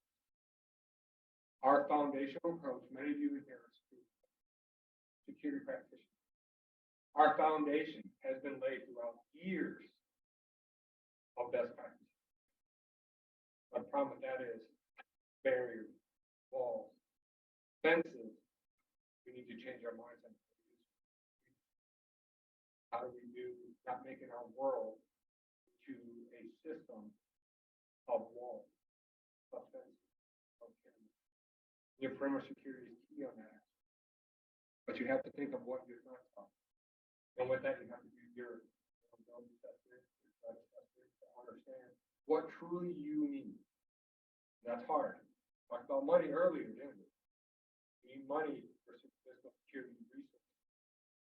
Yes, as a security professional, do I want a fence? I believe it. Do I want hydraulic barriers? Oh yeah. Do I want cameras everywhere? Yes.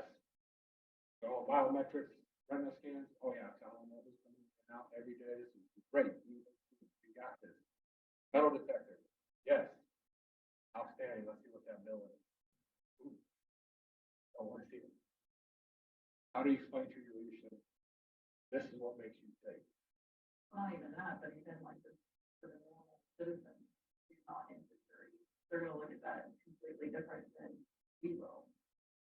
So I think even the citizen side, even seeing just the money side of it, them going, wait a minute, but we also have these parents, they may be too scared to bring their kids to school now, especially when you're talking about like private.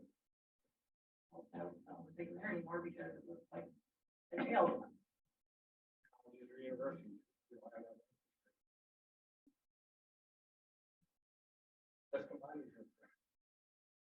Everybody, most people that came to this, or everybody in the world has at least flown once, correct? Not throwing anything against an organization, not trying to throw shade at all. Very neutral. We're in the virtual room and customer trust. How do y'all feel about TSA? They're my favorite. It's amazing the responses I get. Do you agree with it? Their outer perimeter access. Outer perimeter. You have to go through security. What do you have to do? Shoes off, electronics out. So pretty much almost you go through the X-ray scan and you don't. What are they seeing? How do you feel with that? Basic. But they're making a mistake. I'm not worried about the after maybe baggage claiming area. We talked about it, but you're in their perimeter security. And I bring up TSA because, again, it makes feelings of what has happened after 9/11 here in the US. Flying completely changed. The dynamic of flying changed. There are case studies on that. How did that make most of the American population feel? Horrible. They hated it. Evasive. Why am I being searched? Why are you touching me? Why are you going through all my bags? Why do I have to go through this extra? Right. Where's my bag going? You open your bag, you got the little slip in there. Your bag is in it. I was like, violating. Why? I'm your security professional. I'm making you safe. I bring this up as we talk through this, is because these are items, issues, incidents that you have to think about.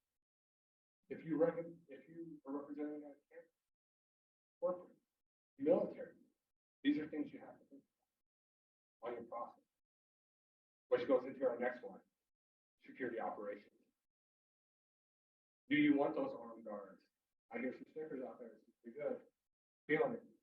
Do you want armed guards? Do you want unarmed guards? Do you have a control center monitoring everybody coming in that badge system that you want them so bad to buy that lets you know who comes in and comes out? What are your processes and procedures that you want to do? Do you have written processes and procedures? What are you going to do in response? And what threat is that? 85% of organizations out there have a written SOP, not saying when it wasn't written, but have guidance that do not cover current threats against you. And to tie into that, they do not have a contingency, crisis, or emergency plan of action written into that security operation. Now, I understand this. I've debated this with fellow researchers. I like you're wrong. I said, really? And not to touch, and please let me know if it does. I want to talk about some school shootings. Active threat, shooting in the school. What do we hear about? What do we hear about in active action reports? What was wrong? What delayed? What they didn't do? What they didn't have? Falls back on security operations. Plan. Write your procedures. Write your processes. Cover everything. We talked about those threats earlier. How many of you right now within your organizations or campuses or online virtually, how many of you within your security operations have natural disasters and responsibility? One. Two. I understand you do. You do. Two. Something to think about. We talked about climate change. What do you do, say, here in California? Wildfires have been pressing a lot lately. What do you do? What's your security operations? What do you have written down? This is where we're failing as security professionals, but we, as a collective group, can be better at. We can do the research. We can help get that foundation to make the right processes that fit within your organization. At a college campus, do we need heavily armed guards walking around? How would that make you feel?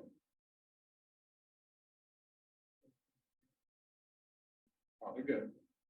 Probably really good. or school, your corporate industries, the buildings you work in and go to every day. If you saw heavily armed individuals walking around every single day, how would that make you feel? Does that make you safe? Would you feel safe? Yeah, I All was right, awesome. You I said was no. thinking, yeah, occasionally I knew Washington DC, and they tried to do guards in the metro that were heavily armed and like the internet went crazy because they were like, what's going on? And so everyone was avoiding the metro as a result. They were not feeling safe. Because if you don't know why they were put there in the first place, it's difficult to understand how you should behave too. Should I be feeling safe being on the metro with someone that is wearing like weapons like that? Not just so I would not feel like personally I would not feel safe. I would avoid the space. And so it's crazy the opposite. It's not the way. If you were retail shopping, you saw that. Yeah. I think the issue is, and every organization that I'm in contact with fails to recognize the importance of preemptively addressing those issues through communication long before it happens. As you can put, even when we at YDR, we started sending some of our guys in the airport with carbines, everything. That was the result of 7 years ago. Anyways, long story short, there has to be a strategy around communicating that and doing so properly. Precisely, and that's a part of it. The problem is everybody has the security operation in mind as the hands and feet, not what needs to be done to prepare people for that. And even having a little booth at the side saying, hey guys, just so you know, this is what's going to happen here, this is why it's happened. We've had an increase in this and that and everything, and so on. And the second piece of this is what isn't happening. It's very hard to quantify what isn't happening. Have you done your job right? Nothing happened. Like you don't know. Like you can't quantify that. So you have to have a reasonable risk assessment attached to this that takes in totality of the circumstances. What is your cost benefit? You have to communicate it. That if you can't communicate it, you don't have it. So then don't do it. Perfect. Well spoken. For us, if we have a boring day, we had a great day. Exactly.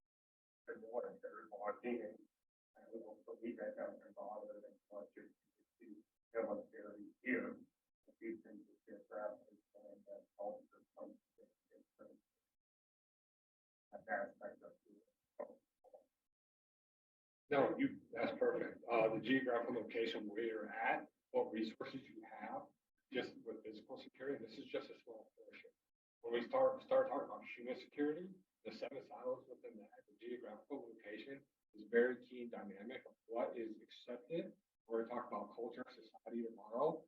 Fabulous point though, because it is depending on what culture, what society, where you're at, what people are so used to. Perfect example, even here or globally. I don't like using it, but the pandemic. Did it not change all of our cultures and safety in our whole society? You know, if you went back to, say, a retail store or a restaurant, everybody had the plastic visors. It changed. At first, as a society, we're kind of like, dude, what is this? Why? But then we get used to it. It became normalized. That's what we want to do with security.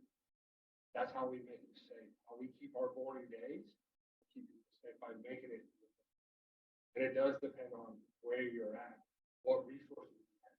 Or again, back to the processes and procedures. What is a process procedure? Is it heavily armed people? Then you normalize it. Is it not that? Is it in plain sight individuals being security? Like most retail, they have plainclothes investigators walking through. Sometimes trying to find the pickpockets and everything else. That's it, and that's your security. But one thing about security operations that we lack a lot, and I know Mr. Price will love this, is the education and training. Not just our security force, not just our security professionals, but your employees, the personnel. How many people have received the HR email? Your InfoSec, or what not to do. The PowerPoint you got to open up and click. Did you read this? Yes or no? Don't have to answer that. I don't want to get anybody in trouble. What you all just did. Guilty, I've seen it. Guilty as a very young security practitioner, not professional. You know what? I'm gonna save time. Here's a PowerPoint. Click yes or no if you've read it. You're good to go. Education, training are key in your security operations. Giving your employees or your personnel or your students or family that education and training will help better protect everything you're trying to do. So knowing your security operations are key and the different facets in it is going to help you grow a better organization, a safer organization. Now with that, security professionals, best practices. Reach out to one another. Find out what best practices work. Unfortunately, we feel this is airing out our dirty ones sometimes. It's not. Ladies and gentlemen, get past that. The only way we get better is to communicate with each other. Because the best practices are going to be in a remote location, geographically separated location, in the US, India, Europe, France, doesn't matter, we need best practices because with security, we all know this, it's not a one and done. It's not black and white. Many people think that. Many people are taught that in academics, that it's black and white. Your stakeholders, your decision makers. It's not. We live in the purple area. We have to. We have to help each other because they're always changing. Reach out to one another. Build that network. Reach out to GCTI.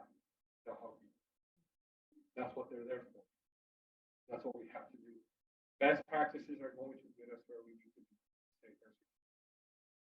You may have an access control that doesn't work because you're in a hot geographic location. That may work in a better one, in the cold. You have a 6-foot perimeter fence that works great in Arizona. Does not do so well. Does not do so well in Norway because you get snow that goes up and over it, and I can walk right over it. Again, things that we have to understand. Best practices that we have to have knowledge of that make us better. Absolutely. Incident response and emergency management. You're going to hear about this a little bit later on from Sarah McManus, who's going to do this, but this is huge. This is huge nowadays because just the last 5 years alone, we have shown throughout the world how we lack in this, how we fail to plan in this, how we as security professionals may not be educated in this because of either a knee-jerk reaction or we haven't prepared enough for an incident. Yes, it takes time, it takes research, it takes education, it takes exercise, it takes funding. But the more we do and prepare for this, the less your organization, the less time your organization is going to get back up operational. Many active threats, if we use schools, how many schools have shut down completely? They weren't prepared. They didn't have a plan. They're bulldozed. How many corporations have not fully got back operational because of an active threat? It's happened. There's research data out there. I can tell you right now, after an active threat, a whole company shut down in the last year because they couldn't get back. Knowing your incident response of what you can and can't do, your capabilities of what you can and can't do are critical nowadays on the threats that are out there. We talked about drones. Stephanie was phenomenal, brought that up. What's your incident response for a drone?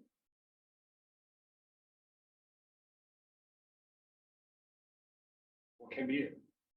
If you come out as a security professional or in your cameras you're using, you see a drone come up, the drone is right next to the window of your C-level executive or that hallway, what do you do? Or the dean, or the chancellor. What do you do? What is your response? Or they're taking photographs. How do we respond? How do we handle the crisis? As security professionals, one thing is a post-recovery operation. Handling the crisis, many are good at. We deal with it, but we forget the aftermath and how we can continue rebuilding that resiliency for our operation, for our personnel. And one thing to talk about to your leadership, and a talking point for your leadership for crisis management is, I always ask this, I've done some consulting, I've always asked, how much, I always ask, do you have medical care or medical benefits for your employees? Yes, we got the best. Outstanding to have whatever Blue Cross Blue Shield, Medicaid, or whatever international. We have the best. How much does psychiatrist is it coming to you? I love asking that question. It's not to throw them off. It's not to be angry with them. But I love that question because they look at me funny. Look, what are you talking about? Crisis management. Your employees just went through a traumatic event. Do you really think they're going to come right back to work immediately and not have circumstances that they're going to have to get? Things to think about to help you with talking points for those C-level executives on that aspect. Another thing, we talk about funding, the importance, crisis management. Can you pay your employees while they're not at work? Ooh, tough question. Ask that out there. In your organization, can your employer pay your employees up to a month without coming to work? That's good. That's good. But it's a federal organization. They can move money. They do. They'll love to have them for that. But your school, is there enough money to pay all?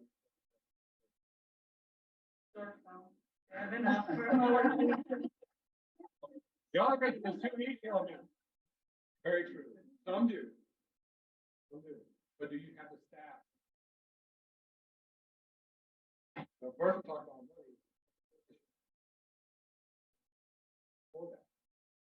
Or I get the, oh, this. Why would I pay them?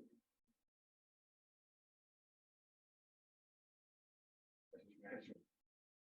As a security professional, you have to understand and know the plan of action and help your leadership, guide your leadership, what needs to be done, written into that plan. COVID helped us with that, the pandemic. Many corporations, organizations went hybrid. I always ask that too. If a threat or an event has happened, can you let your staff go hybrid? Are you going to give them a laptop? Well, they have their own, they can do it. Now we're going back to those internal threats. That's cyber threat. These are all questions you have to assess in a risk assessment, threat assessment, or vulnerability assessment to find out how you can prepare your leadership, prepare your plans, your processes to make them better. And we have to do that by relying on each other. Some resources out there, GCTI, right? There's so much data and so much information out there about this. There's foundations. You don't have to remember. Contact GCTI. Contact each other. Network. Help you through. Some of the things that we covered today was a why. Stephanie gave a perfect example. Why it's so important to have physical security with some of the threats we have. Cyber. Now we're talking AI. Quantum computing. All new threats. Rioting. Peaceful riots. Minneapolis. Portland, Oregon. Peaceful protesting turned into what? Very bad. A lot of businesses lost. Shut down. Knowing your threats. Criminals. Terrorists. We can spend all days, and you heard about it earlier. We have so many definitions of terrorism throughout the globe. But who is a terrorist? Who isn't? Climate change. I always laugh when I say, when people say, well, what's the biggest threat? I say, climate change. Oh man, the looks I get, it's like daggers come back. How can you say that? Because it is. That's a security professional. These are threats we have to worry about.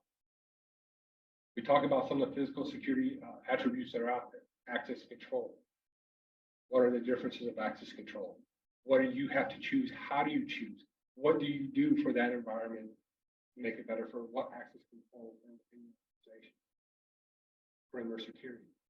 We all want that chain link fence, right? 12 feet wall, make it look beautiful, concrete fortified.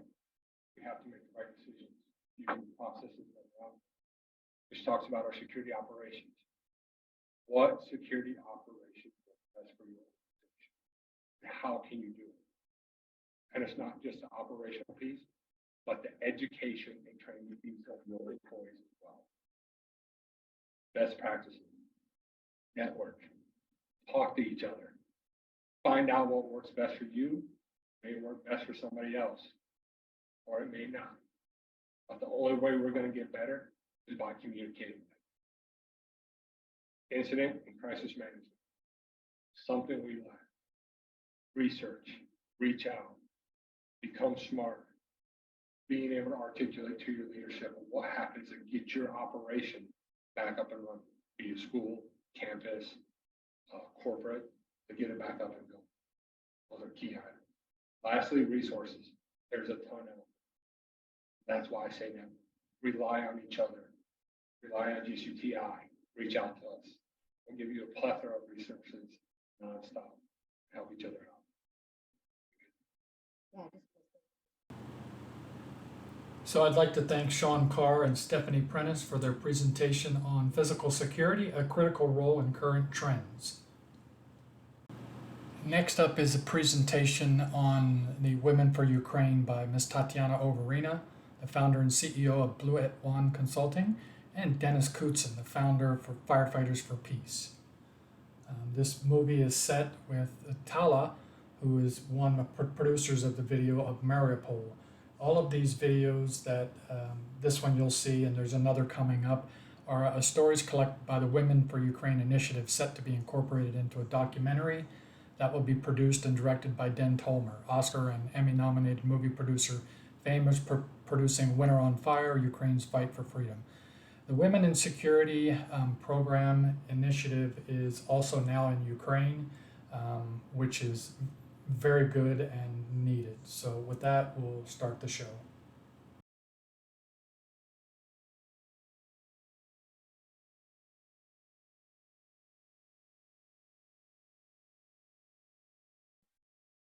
There are some explicit warnings in the videos that we're going to watch later. If there's any triggers, people here, we can talk about things. What I'd like to do is introduce Ms. Tataiana Overina.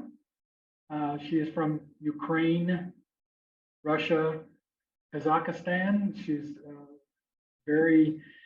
and she's actually a crisis management expert, which I didn't know. I met Ms. Tataiana in New York as her organization, Blue at One, which is blue and yellow. I figured that out. Amber told me in French. Blue and yellow, Ukraine. She is a seasoned executive with a wealth of experience in business and politics across the CIS region, Ukraine, Russia, and Kazakhstan. A strategic thinker with sharp analytical abilities, able to excel in uncertain environments and construct innovative solutions. Skilled in public affairs, strategic communications, and public relations, reputation management, brand management, digital communications, social media, key, philanthropy, and event management. And that was a fantastic event in New York. She's one of the ones that pulled it off. 2 weeks, it's amazing. So we're glad you're here and I'd like to welcome you. She has something she'd like to go over with you, and we have some videos to show you.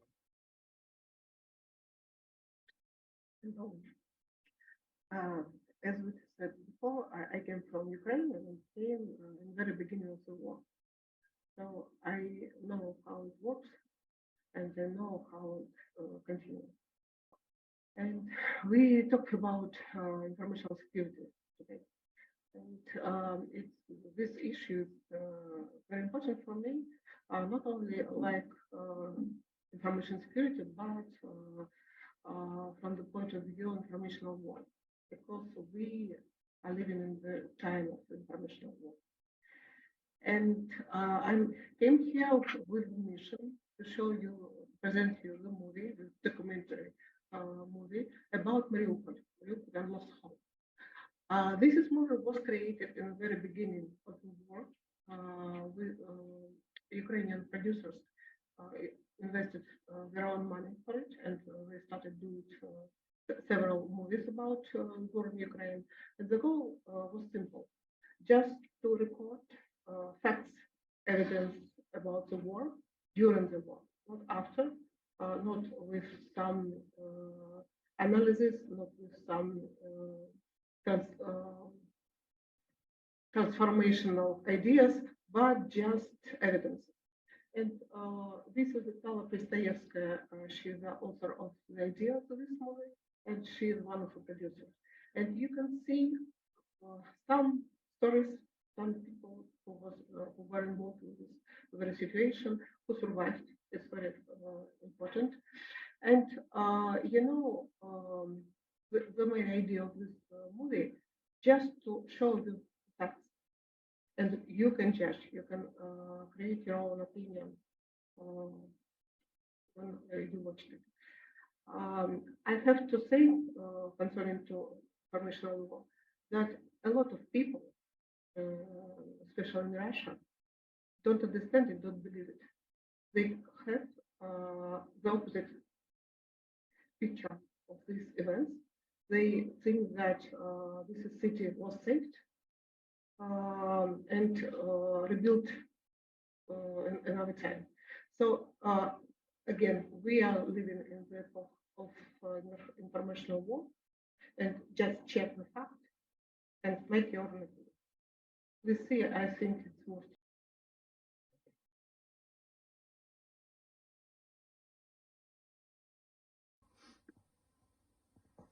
Hello, my name is Natalia Pristayevskaya. I am a showrunner of the movie Mariupol Unlost Hope. Thank you for the opportunity to show you women working in security the important documentary evidence of Ukrainian women. Due to the war started by the Russian Federation against Ukraine, these women found themselves in a horrible situation, experienced terrible losses, but managed to survive. There is no concept more incompatible with security than war. Everyone is at risk. Ordinary people in Ukraine didn't believe in the large-scale invasion until the morning of 21st of February 2022. The women from our story didn't believe as well. Would it be possible to prepare to the war a pregnant woman at the last month of pregnancy, the mother of a teenager, and the journalist whose whole family lived in Mariupol all their lives and couldn't imagine existence outside the city? Did they have a chance to protect themselves by staying in Mariupol? Maybe you have a reassuring answer to this question. The war is still going on. Women's safety in the war zones is the question of extreme urgency. I hope you find the film's main message important and relevant. Thank you for your attention.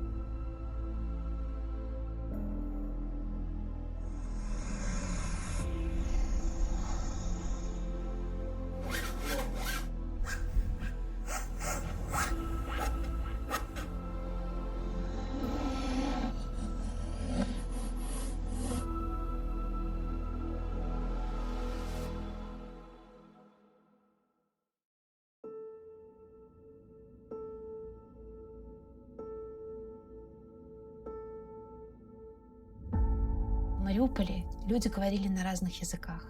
У нас и греки, и армяне, и украинцы, и русские даже там, и немцы, и, в общем, кого там только нет. И каждый мог спокойно жить. И у нас действительно в городе слышалась русская речь. Мариуполь был богатый, красивый, современный, европейский, цветущий. Невероятно красивый город у моря. У нас были очень работящие люди. Люди работали на медкомбинате «Азовсталь», медкомбинате Ильича. У нас был судоремонтный завод с сухими доками. У нас был порт.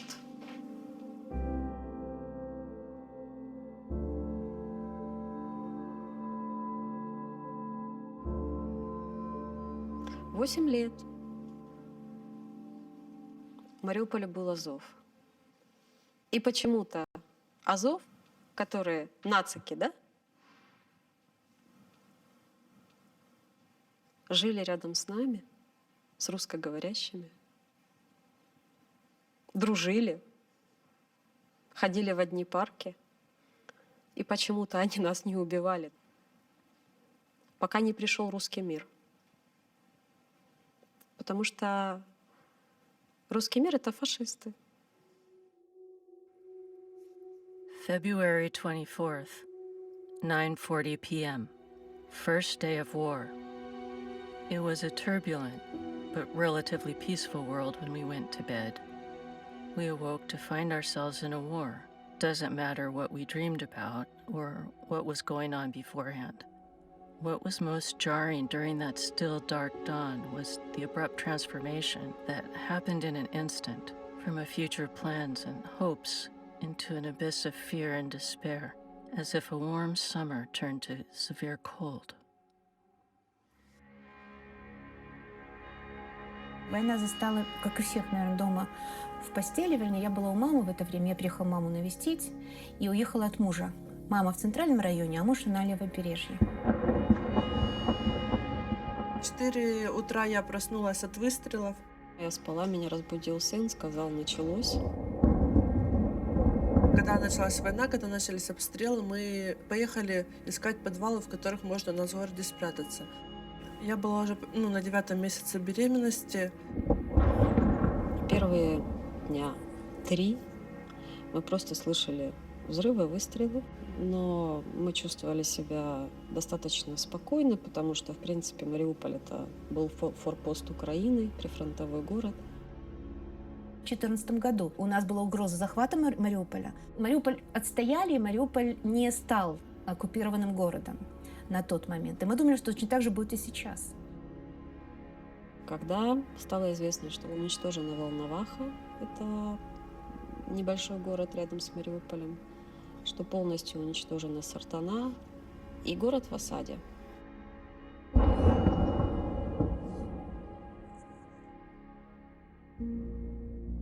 1:40 p.m., third day of war. When you're scared, you must do something. My friend, a psychiatrist, says that when she hears the air raid sirens, she goes and mops the lobby and the stairs. She's done it 3 times already. Now the floors shine and she's overcome her fear. As for me, I write during the shelling. The writing is clearly nonsense. Nothing comes into my head, and that's why it's nonsense. It's rubbish. I'm scared. I count explosions, listen to the roar of the bombs, and write. During breaks, I look at my dog and cat. Somehow they solve their problems with fear. Вообще не предполагали, да, как начали, когда запускать ракеты, что дома просто складываются, что их вырежают как вот это, как кусок пирога, просто вот так раз, и нету там подъезда, пролета, что такое может быть. Поэтому мы спокойно сидели у себя в тамбуре, выходили соседи, мы общались, читали новости, ждали, вот все, сирена закончилась, заходили спокойно спать.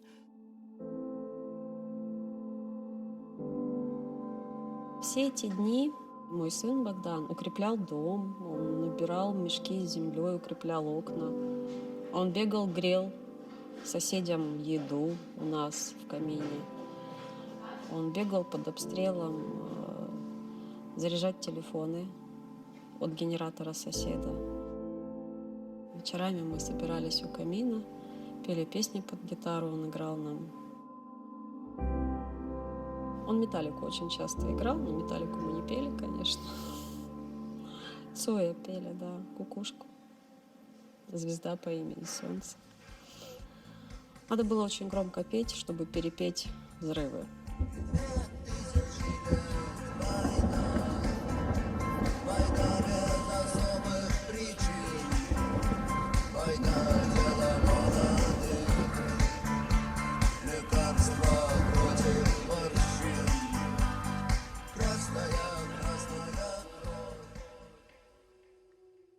February 27th, 11:42 p.m., fourth day of war. When we finally live through all this, I'll write about how scary it is to live inside a war, about different people and situations, about how things change in a split of a second, and how small problems become insignificant ones. Only important things remain. It appears that there are not so many of them. It's your life, lives of your family, your friends, and the people who surround you. It's that your house stays intact, that your city is not bombed by grads, your country is not tormented and tortured. Утром был первый прилет в наш дом. Во дворе загорелись автомобили, дома и мой дом были посечены осколками, пробиты газовые трубы. Все окна вылетели. Я начал собирать растерянно стекла. Но тут прибежал мой сын из соседнего родильного дома и сказал: папа, срочно собирайся, идем с нами. Прилет случился в дом через один от нашего. И нашим соседям ударной волной заблокировало двери. И мой сын Богдан, он побежал вытаскивать их через окно. Я бежала за ним по улице, это был обстрел, он не прекращался. Я говорила: Бодя, зайди, пожалуйста, в дом, потому что идет обстрел, если с тобой что-то произойдет, я этого не переживу. Он так повернулся, взял меня за плечи, труханул, говорит: мам, я их вытащу. Он вытащил этих бабушек через окно. Прилет по частному сектору, рядом с МЧС. Когда людям нужно срочно убегать из дому, как ни странно, они набивают свои сумки совершенно ненужными вещами. Взял белье, взял одежду, которая была совершенно не нужна. Вдруг там оказались какие-то детские брюки, откуда они взялись, я не знаю. Они маленькие, короткие. И я почему-то захватил, не знаю, издание 1967 года, томик Рэя Брэдбери «Вино из одуванчиков».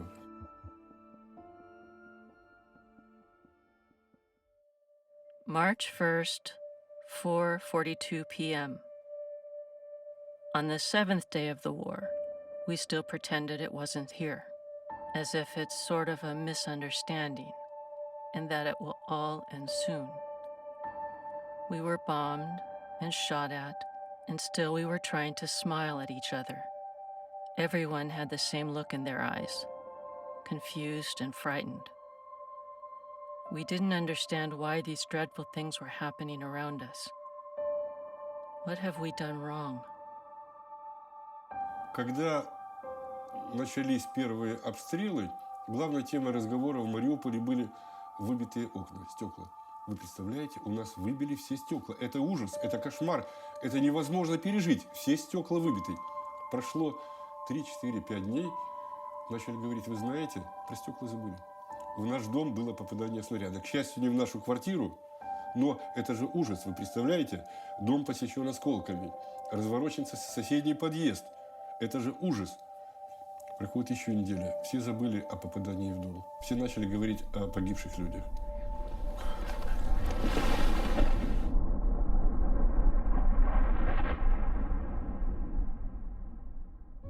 23 числа отключили интернет и мобильную связь. Вот тогда я с Надей говорил последний раз. Мой муж был на левом берегу, и я думала, что его нет вообще в живых. Ну, как бы я надеялась на то, что он живой. Самое страшное, что я не знал, жива Надя или нет. Я слышал о том, что там погибли люди. Я начала плакать периодически. Мама говорит: ну чего ты плачешь? Он жив наверняка. Мы же тоже живы, но он о нас, говорит, ничего не знает, но мы же живы. Я была в роддоме. Из-за обстрелов у меня прекратилась родовая деятельность. Ну, получается, у меня было раскрытие на 5 сантиметров, но уже не было у нас в городе света, у нас уже не было как бы воды, не было связи. Мне, получается, сделали, срочное кесарево. Сказали, пока работает генератор, провести операцию.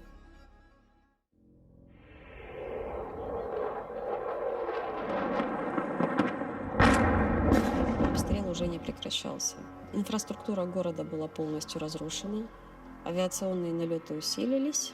Подошли российские корабли и стреляли с российских кораблей по Мариуполю. Они убивали с земли нас, они с воздуха убивали. Решили, что, наверное, надо еще и с моря, потому что, мало, наверное.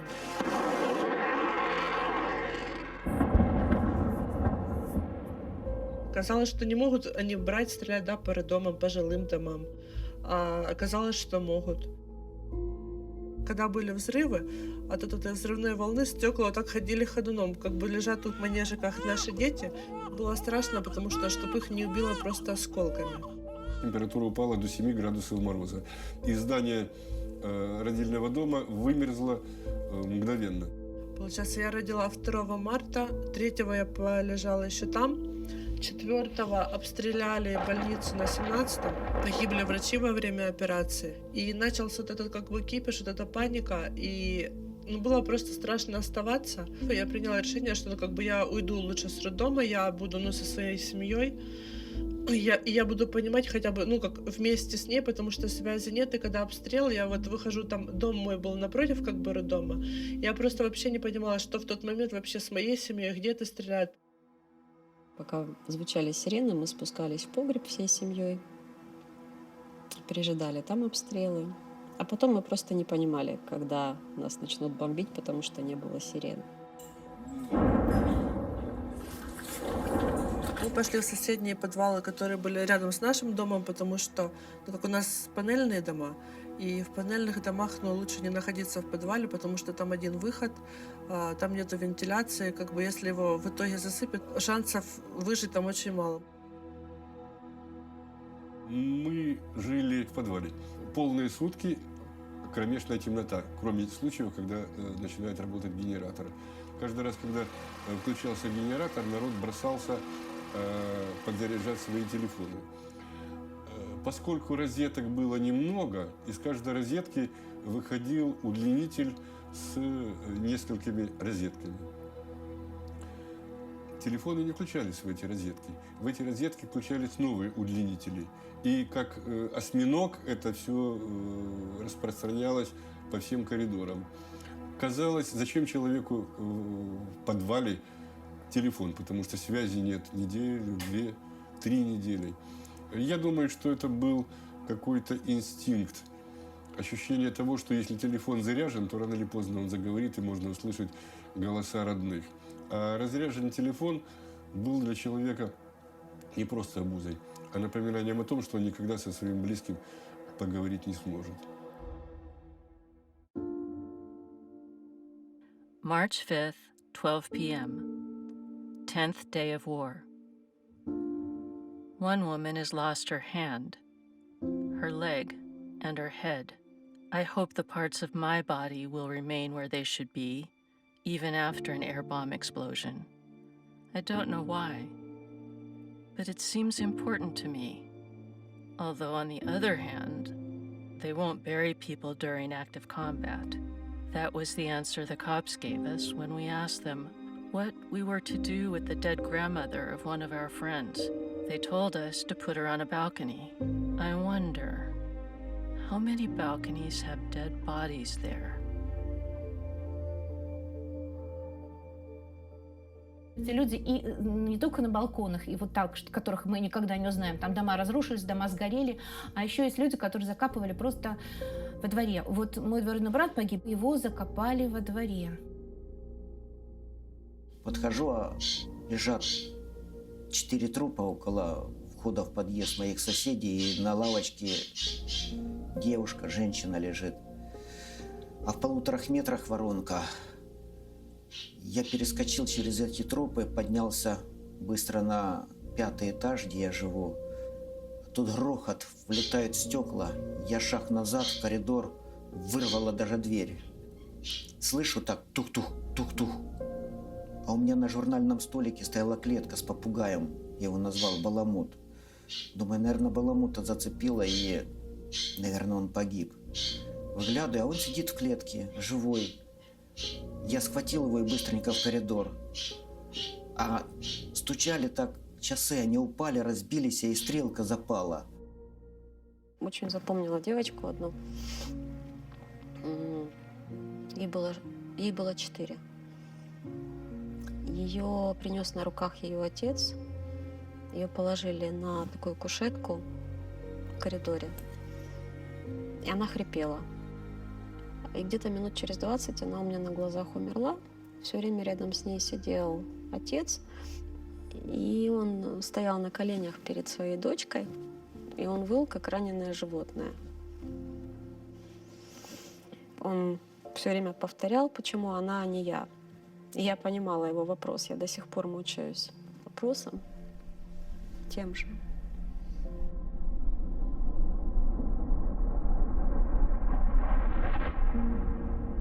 March 6th, 10:32 p.m., 11th day of war.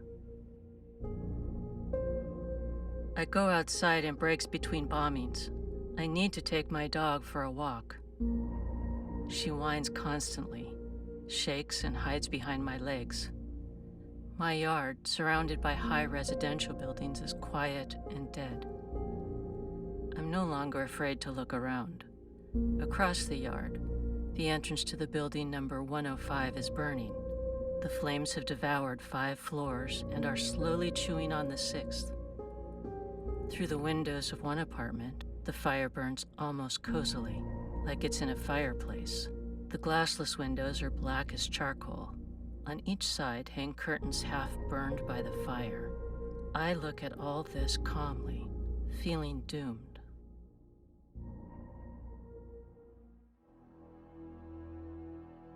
Когда на 9-этажку скидывают фосфорную бомбу, 9-этажка вспыхивает как свечка полностью. И вспыхивают все люди, которые находятся там. Они сгорают заживо. Фосфор поддерживает горение. Они применяли системы залпового огня. Там были Искандеры, там были солнцепёки, там были Тосы, Грады, Буратино. Там было все возможное, что придумал человек для того, чтобы убивать другого человека. И самое страшное был самолет, потому что к звукам взрывов, градов мы уже как-то более-менее привыкли, и они были не такие громкие. Когда сбрасывались авиабомбы на город, это было очень громко. Очень громко. А когда начали бомбить с самолетов, вот появился страх тогда уже. Ну, я понимала, что там как бы смерти, но уже не избежать. Падала в соседних, да, допустим, дворах, а дом наш так трусился. Я думала, что прилетел уже в наш дом.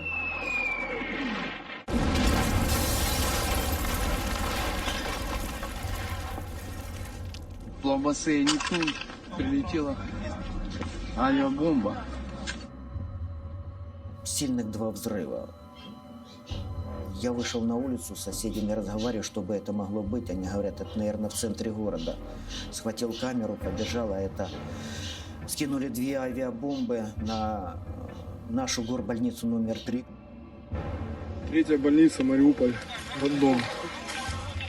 Она была очень красивая, внутри стояло самое современное оборудование. Когда я подходил, это был какой-то Армагеддон. Все разбито, стекол нету в окружающих домах. все черное в пыли.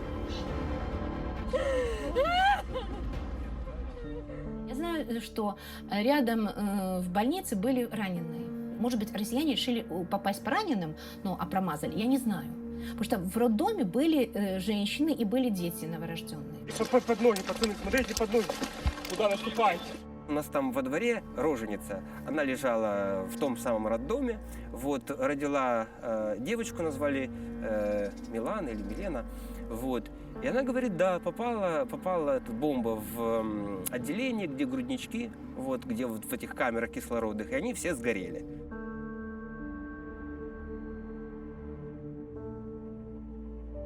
Обошел с другой стороны на проспект Мира, у нас стояли большие тополя, а их как ножом срезали.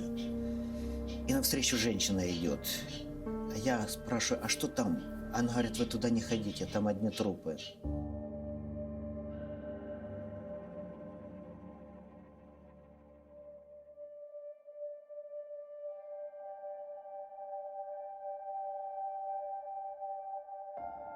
March 9th, 7 p.m., 14th day of war. My dog starts howling, and I understand they will start again now. I stand on the street. It's daytime, but a graveyard silence surrounds me. No cars, no voices, no children, no babushka sitting on the benches. Even the wind has died. Still, there are a few people here. They lay motionless by the house or in the parking lot, covered by cast-off clothes or blankets. I don't want to look at them. I'm afraid I might see someone I know.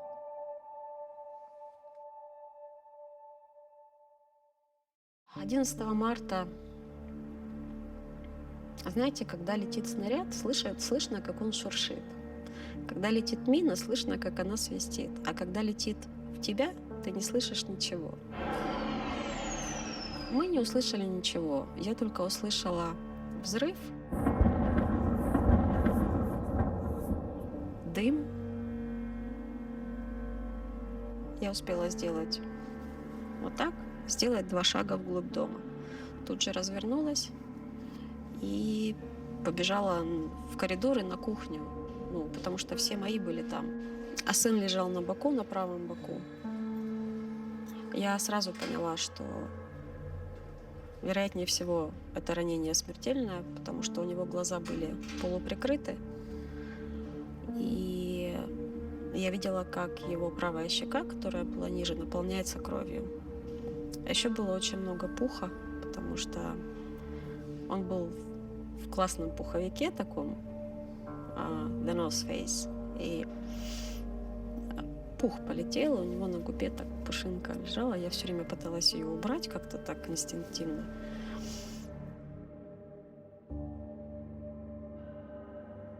У него было ранение в область шеи сзади и затылок. Я взяла его рукой, вот так держала, и, извините, у меня руки трусятся. Я его держала, и руке было очень горячо, потому что пульсировала кровь, очень горячая. Был запах крови, такой сладкий запах крови везде. Вот в доме запах пороха, запах крови и звук льющейся воды, потому что осколком пробила отопительную систему, хлестала вода. И были крики, потому что кричала моя племянница, ей 14 лет, кричала моя сестра. Хрипы еще были. Хрипел муж сестры, у него было несколько проникающих ранений в область грудной клетки. У него была агония. Я запомнила такие голубые вязаные носки, в которых был Богдан. Я подумала, у него не будут мерзнуть ноги. И я еще успела подложить ему под голову вязаную кофту и накрыть лицо таким полотенцем розовым лежало. Тела мы оставили там, потому что шел обстрел. И надо было спасать тех, кто жив. потому что мы все вчетвером были ранены. Как я узнала потом, в дом было еще несколько прилетов, и дом сгорел. На сегодняшний день я не знаю, был мой сын похоронен, не был. Скорее всего, тела сгорели прямо с дома, скорее всего.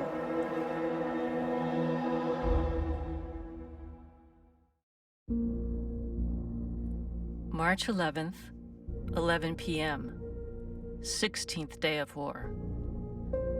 3 days ago, my elder nephew's friend came by. He told us there had been a direct hit of the fire station. Firefighters died. I'm sure I'll die soon. It's only a matter of several days. Everyone awaits their death. I just wish mine not to be too scary.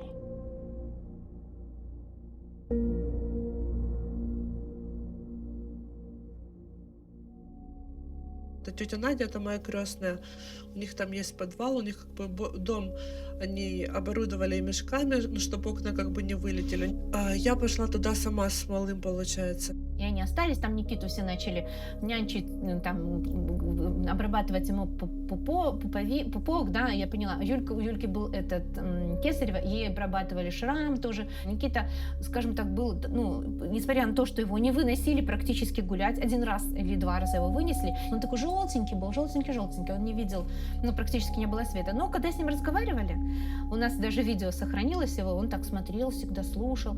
Пусть мама увидит, пусть мама придет, пусть мама меня непременно найдет. Ведь так не бывает на свете, что были потеряны дети. Там лежал, я ему рассказывала про то, что вот его папа, он придет, он будет гордиться Никитой, а папа воюет, папа украинский воин, вот, и он, я говорю, он придет, увидит, какой Никита сильный, что он самый главный, там, он так слушал меня внимательно.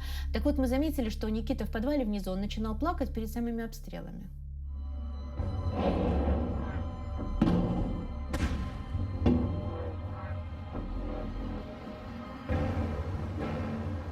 Но я уже по теории вероятности понимала, что сейчас прилетит в наш дом, и это, в принципе, 100% прилетит, потому что они уже все, что можно, они добили вокруг. Теперь они будут убивать наш дом. Ну вот они убьют и нас. Была такая вспышка какая-то, а потом какой-то очень жуткий треск. Все люди сидели, все были на 1-м этаже, и дети были в подвале. Мы находились в подвале, как бы мы вообще не могли понять, что происходит. И было непонятно, что столько людей, где кто. Я помню, как я кричала: мама, мама, говорит, ты жива? Ну, как я слышала вот этот удар, такой удар вверху, панику. И непонятно вообще, ну, что с людьми, которые вверху. И люди стали выскакивать, люди стали выбегать из дома. Мой племянник Кирюша, ему 9 лет, и он кричал и плакал, он кричал: мамочка, пожалуйста, мамочка, я не хочу. Мы думали, что в него попал снаряд. Такое было чувство, что дом, говорит, как на 45 градусов наклонился и стал обратно. Я выскочила просто так босиком, без куртки, без всего, мы с мамой бежали. И они побежали к себе в 9-этажку. Вот на тот момент, в тот день, когда они убежали под снарядами, под бомбами, под минами, под всем. Бежали, просто все вокруг взрывалось. Мы не знали даже, живы они или нет. Из всех из нас я была единственная ходячая. То есть нас осталось 4 раненых. Я, мама, племянница и сестра. Богдан и Павел были уже мертвы. Это мой сын и муж сестры. Мою сестру и мою племянницу вынесли соседи, и соседи же повезли их в больницу.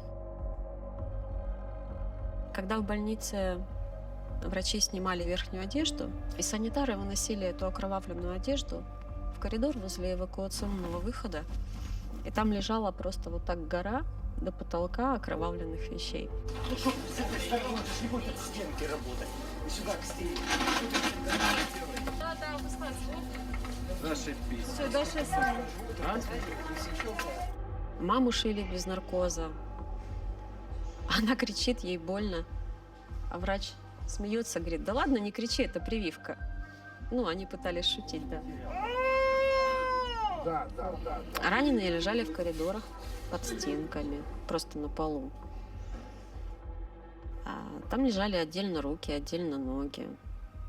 Отдельно даже голова одна была. А были такие дни, когда в коридоре больницы стоял такой уровень крови, что ты идешь, она у тебя хлюпает так под ногами. Грудничок, не знаю, а это позавчера, это все раненые. Раненые привезли живых, но спасти не удалось. Это совсем крошка. Ко всему привыкаешь, но потом вечером это с головы не выходит.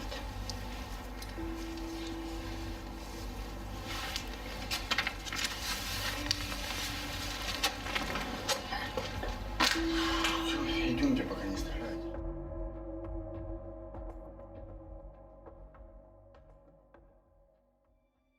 Когда меня перевязали, а я шла по коридору, хотя бы понять, где мои вообще, где они. И я увидела 2 военных в больнице, это были солдаты ВСУ. И я подошла к военному, и в общем-то, на тот момент у меня уже было намерение в голове что-то с собой сделать, потому что у меня был вопрос большой. Как? И я подошла к солдату, говорю: слушай, ты можешь мне где-то достать 1 сигарету? Мне дико хотелось покурить. И, видимо, у меня было все написано на лице, хотя я ему ничего не говорила. Он говорит: да, подожди, я достану тебе сигарету.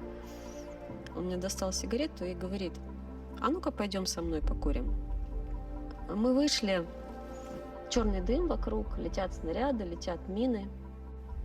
Мы закурили, а я еще думаю, что этот солдат как-то странно ко мне тулится.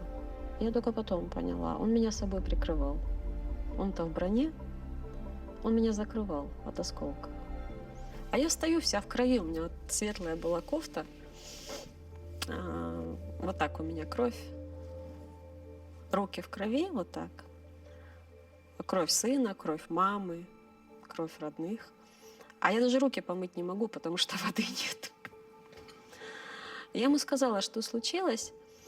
Он взял меня за плечи, начал вот так трусить и говорит: если тебя оставили в живых,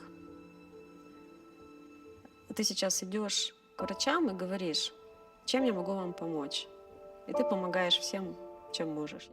И рядом стоял огромный такой пандус для хранения кислородных баллонов, потому что кислород для медицины был очень важен. Там было около 100 баллонов с кислородом.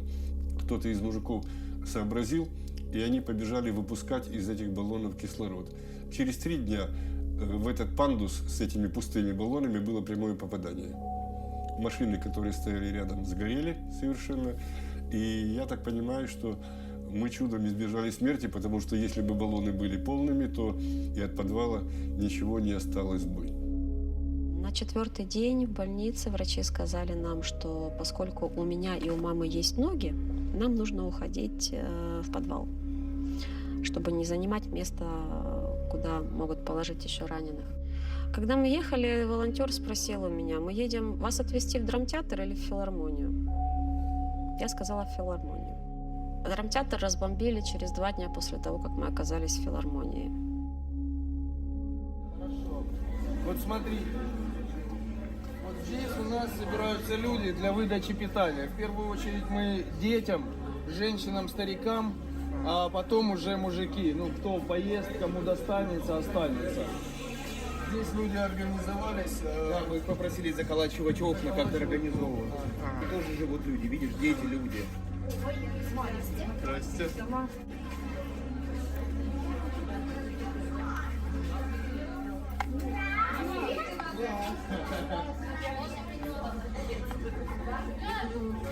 В этой комнатке у нас 15 человек. Потому что здесь тоже люди лежат, сидят, кто-то стоя спит, кто-то лежа.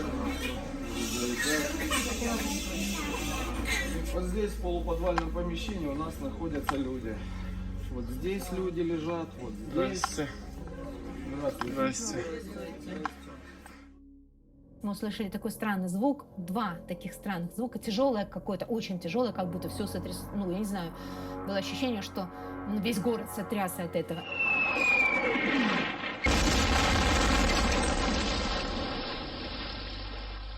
Это же надо так откровенно, так цинично и так жестоко. Здесь беженцы прятались в драмтеатре. Там осталось под завалами больше 1000 мертвых людей, которые сбежали с окраин города в надежде, что их пощадят. Еще пару раз добавили потом Пометочки? Какими-то более мелкими снарядами. Добавили, и оно дополнительно горело.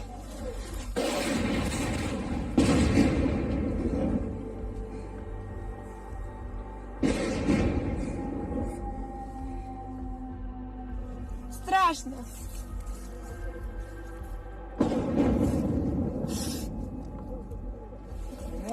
Да. Вот он, русский мир, ребята. Разбомбили драмтеатр, в котором, не было военных, в котором были беременные девочки, у которых были дети. Большими буквами было написано «дети». Погибших там 1000. В подвале находилось 200 человек, именно в подвале, которые остались живы. Вверху, которые люди находились, там их было около 1000.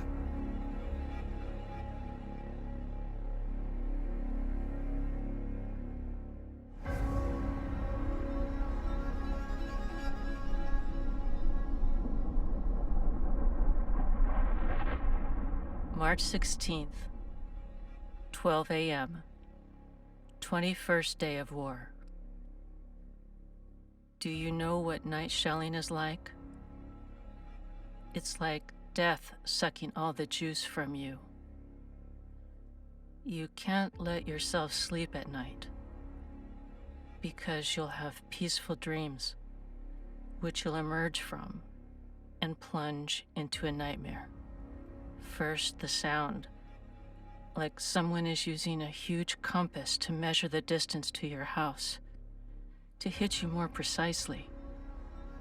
Then the shell flies, and you hear a huge hammer smashing the tinned roof and a scary roar as if a metallic giant in iron-shod boots stomps on everything, smashing people, houses, trees.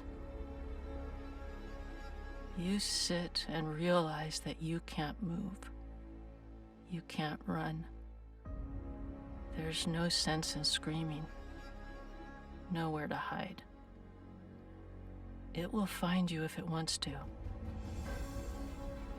Then silence falls. An empty silence. And we wait. What will hit us next? Then if we hear another sound, we become numb because we don't understand what it means, what kind of death it will bring to us. Fast or dreadful, yet always painful. В филармонии мы ночевали с мамой на 2-м этаже в концертном зале, мы спали на полу. На 3-ю ночь начался такой обстрел, что я просто схватила ее на себя, с криком быстро в подвал. Вылетали стекла. Там был прекрасный, красивый витраж из цветных стекол филармонии Мариуполя. И он вылетел просто весь. Когда мы забежали в подвал, туда бежали все люди, потому что в ту ночь обстрел был просто невероятный. Такого еще не было. Нас просто убивали.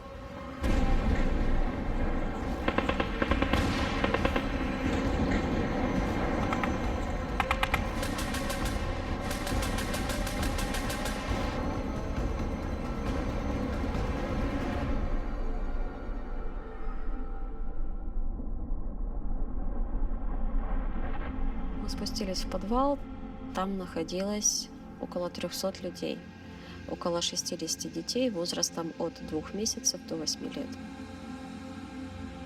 Туалет находился на 1-м этаже филармонии. А в какой-то момент обстрелы были такие, что люди ходили в туалет прямо в подвале на ведра, и не было разницы, мужчины, там мужчины, женщины. А мы там были не людьми, мы там были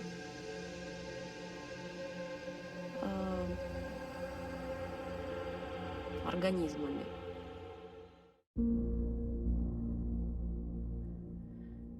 I think no one of us has looked into the mirror since the war started. Frankly, how I look doesn't bother me. It's become absolutely unimportant because a very high probability exists that in a split second, you'll be dead. So it doesn't make any difference how you look in the mirror. My hair is dreadful. It turned into a weed. But it doesn't bother me at all. Everyone wears hats. We pull them down to our eyes because we don't want to spend precious water on washing our faces. I dream of two things. The shelling stops, and I take a hot shower before I die.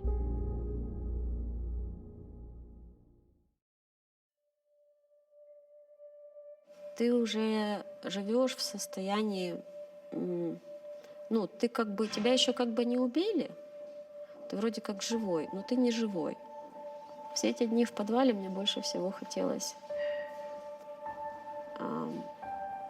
помыть волосы. Очень сильно хотелось. Когда мы находились в доме, еще в доме родительском, во время авианалетов я все время обнимала сына, он меня целовал в макушку и говорил, что «Мама, у тебя такие мягкие волосы». Мне очень хотелось их помыть, чтобы они снова были мягкими.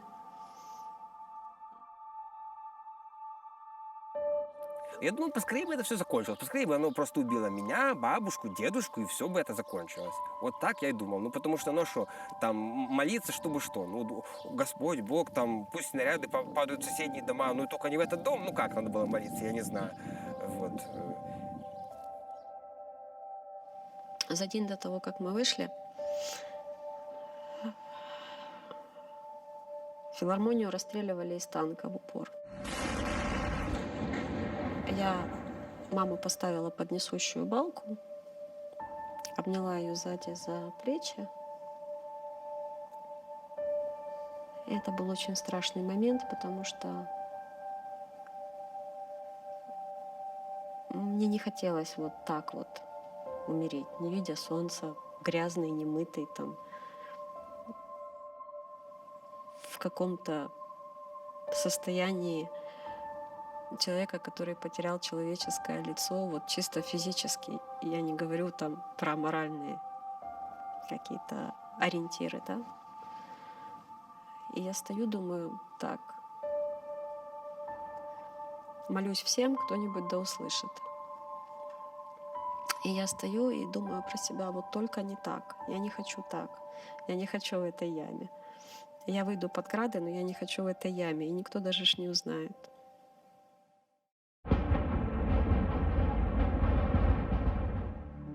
Я сидела и была в аду, и я думала, что это весь ад такой на земле теперь. Что твоя жизнь от тебя не зависит. Она зависит от людей, которые стреляют просто в тебя ни за что. Самое сложное было вот не сойти с ума. Это было для меня самое сложное. Люди исходили с ума и заканчивали жизнь самоубийством, просто не выдерживая этого всего. И да, сосед повесился. Ну, во время бомбежки повесился, просто не выдержал вот этого всего. Я понимала, что если мы останемся там, через несколько дней там начнется смертоубийство, просто натуральное, за еду и воду. И мне было уже все равно, я подумала, что даже если мы выйдем и нас убьют по дороге, то это будет лучше, чем мы останемся там, в подвале, и если нас не убьют, то я-то уж точно сойду с ума. Это было безумно страшно решиться выйти, потому что на первом этаже, когда мы ждали, пока нам откроют дверь, на нас летели сверху стекла, там бетона, куски. Прилеты были по самой филармонии, по верхним этажам. Все это было. И были люди, которые так и не решились выйти. Была семья молодая, ребята из Артаны, Аня и Андрей. И они были с 2-месячным ребенком своим. И они так и не решились выйти туда. И мы вышли под обстрел. Мы там тоже слышали, что люди, которые уезжали, их как бы простреливали на блокпостах, ну, российские военные. Как бы вероятность выжить там больше, говорю, мне кажется, чем когда ты сидишь просто и ждешь, когда прилетит в твой дом. Говорю, тем более, как бы воды у нас уже как бы вода заканчивалась. Выходить, греть возможности малому, чтобы здесь смесь не было просто. Смесь тоже как бы уже заканчивалась. Ну, как бы в любом случае нужно было выбираться.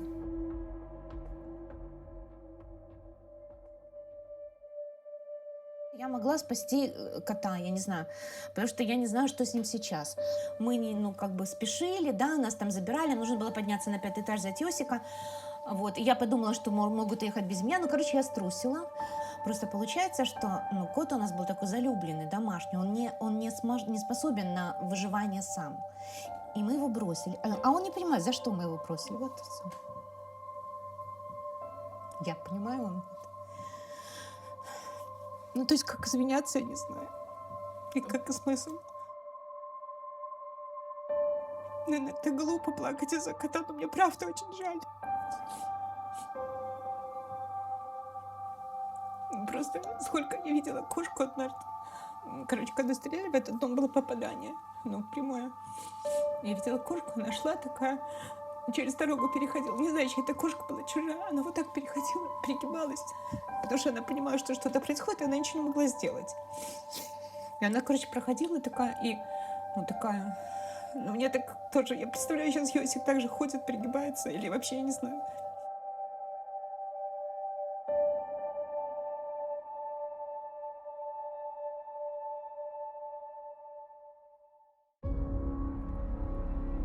March 19th, 11:35 a.m., 24th day of war. If we hadn't left the city, we would have been dead by now. At least, I would have been dead. There were fewer and fewer people in our basement. People were leaving. Rumors spread that many people were lucky and getting out of this hell. But they were only rumors. No one could trust them. One after the other, our neighbors from the basement disappeared. The moment someone found some gas or friends with a car, they left. No one said goodbye. No one packed their bags. They left everything behind and ran. 2 машины было, обе без стекол, обе с какими-то пробитыми там чем-то, не знаю, в общем, туда осколки попадали. И 16 человек туда в машину всунулось, плюс животные, вот, и мы поехали. То, что мы увидели дворами, поехали, это просто не было дома. Ну, просто дом стоит, а внутри у него как сердце, вот как вырвали, знаете, вырезано. То есть он стоит, там дальше окошки есть, как бы он как бы есть, а сердца у него нет. Что-то, видно, попало такое, что вырезали.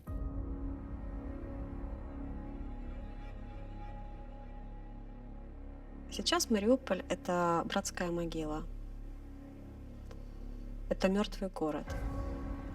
Мариупольцы лишились всего. А у мариупольцев было реально все.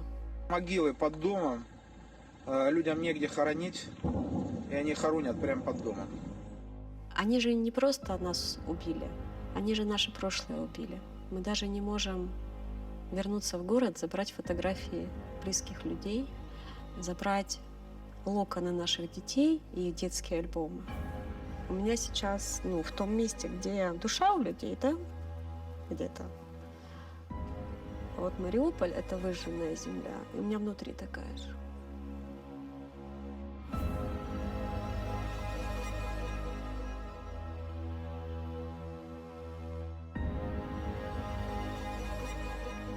Мы когда ехали через блокпосты российские, нас спрашивали: а, Мариуполь, как у вас там в Мариуполе? Я хотела сказать: да приезжайте, посмотрите сами. А говорит: окошечко закройте, а у нас окошечек нет, но там какие-то детей простудите. А я думаю, вот, суки, значит, детей в подвалах вы убиваете, детей в Мариуполе вы убиваете, а тут вы делаете вид, что вы переживаете за... Ну, короче, это циничные гады. Вот и все, что я могу сказать. Проводим фильтрацию населения на выявление непосредственно участников боевых действий со стороны Украины. На блокпостах ДНР раздевают всех мужчин И на предмет обнаружения на их телах татуировок, связанных с Азовом. Ну, то, что они называют свастиками, да, россияне, это калавраты. Калаврат — это древнеславянский символ солнца. Они раздевают мужчин, при мне избивали нескольких мужчин. А моему другу, который тоже вырвался из Мариуполя, ему дуло автомата в рот засовывали, сбили прикладом в грудь. Ну, просто потому что. Мобильник. Есть сейчас. Грязный? Вот. Откуда? В смысле? Ну, машина. Ну, блядь, 4 дня уже, блядь. Машина. И что, я похож на бабушку? Не жалуюсь. Вижу. Если они по каким-то причинам решают, что ты потенциально опасен, ну, например, если ты работал на телевидении, ты потенциально опасен. Например, если у тебя есть хоть какая-то родственная связь с теми, кто воюет с украинской стороны, ты потенциально опасен. Ну, один мой близкий друг сейчас находится в Донецке, называется это «На подвале», за его проукраинскую позицию, которую они нашли у него в телефоне. О судьбе его я не знаю ничего больше. Я не знаю, жив он или нет.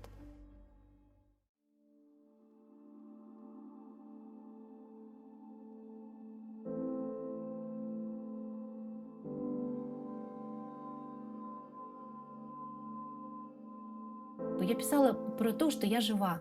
И я думала, этот пост, будет для тех людей, которые меня знают, которые волнуются, да. Потом вдруг ни с того ни с сего начал какой-то отклик такой большой. Мне начали звонить какие-то люди, спрашивать про интервью, говорить. Я вдруг увидела свои посты, которые начали печатать в разных там каких-то газетах, каких-то сайтах. Министр иностранных дел Литвы Габриэль Ландсбергис принимал участие, по-моему, в Совете министров иностранных дел Европы. Он сказал, я не буду там говорить речей или что-то доказывать или показывать. Я вам прочитаю письмо, пост Надежды Сухоруковой. И это была самая лучшая речь, самое лучшее доказательство, самое лучшее внушение. Это просто заколдовало зал, потому что все поняли, что это голос человека, который там находится. Я думаю, это тоже была одной из тех очень важных капель, которые все-таки разбудили, наконец, Европу.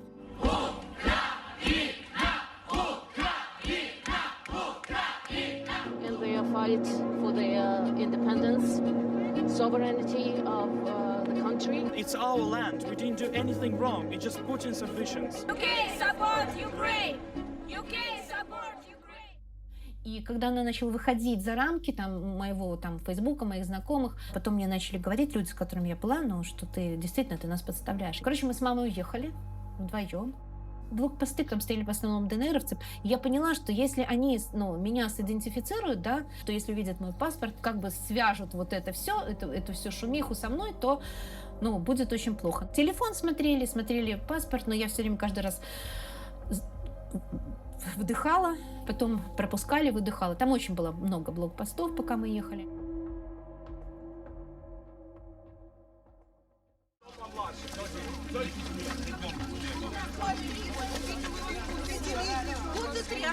И когда я вижу репортажи о том, что благородные ДНРовцы раздают мариупольцам хлеб, серьезно, ребята, вы раздаете хлеб людям, у которых было все, и у которых вы забрали все, серьезно, вы хлеб раздаете. Как вас зовут? Милана, а ты? Диана. Держи, Диана. То, что случилось в Мариуполе, это варварство, зверство, это какой-то каменный век. И то, что продолжает происходить сейчас, Мариуполю нет помощи. Никакой. Я почему-то была уверена, что если узнают много людей, то спасут мариупольцев. Мариуполь спасут. Мариуполь узнали везде, но ничего не изменилось для жителей этого города. Всем, кто прошел Мариуполь, мы все покалеченные, изувеченные уроды. Мы не можем жить прежней жизнью. Если ты прошел Мариуполь и ты просто потерял имущество, ты красавчик и везунчик.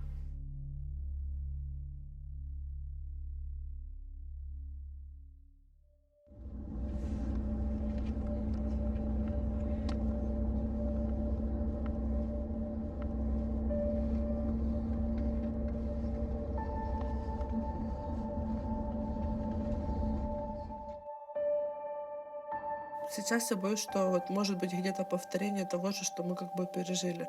Боишься, что вот ты вроде приехал и выдох, и ты можешь опять как бы увидеть это снова.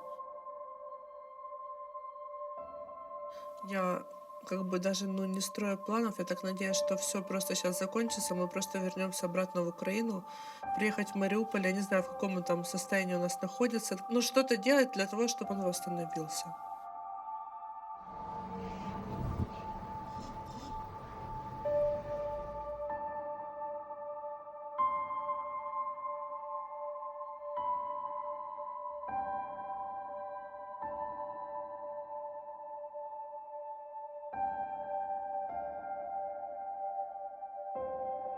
Пока я держусь как-то за эту жизнь, потому что во мне сейчас очень большая ненависть и боль. И эта ненависть помогает мне дышать. Я разложила себе возможные варианты развития событий. Первый вариант — сойти с ума, пускать слюни и сидеть, покачиваясь в углу. Второй вариант — довести себя до инфаркта. Третий вариант — наложить на себя руки. И четвертый вариант — пройти реабилитацию и попытаться вернуться к подобию, к какому-то подобию нормальной жизни. Я так села, расписала эти варианты. И я поняла, что первые 3 Богдан бы не одобрил.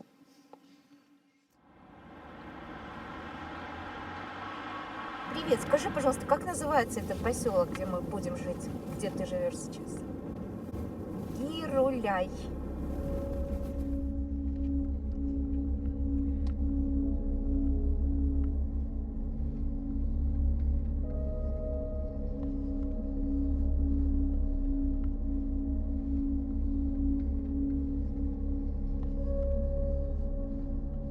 Его поселили где-то под Клайпедой в коттедже. Там очень красивая природа, очень сосновый лес там. Потом, он говорит, до моря у меня 500 метров, Балтийского моря. Он ходит туда, гуляет в Балтийском море. А теперь он ждет меня. И я хочу вам сказать, что я очень надеюсь, что мы победим обязательно. Украина победит. Вот. И возможно, что... Даже невозможно, а вот это время будет, которое я буду жить в Литве, это время у меня будет на то, чтобы собрать все свои, то, что я помню, все свои посты воедино и попытаться взять и написать книгу.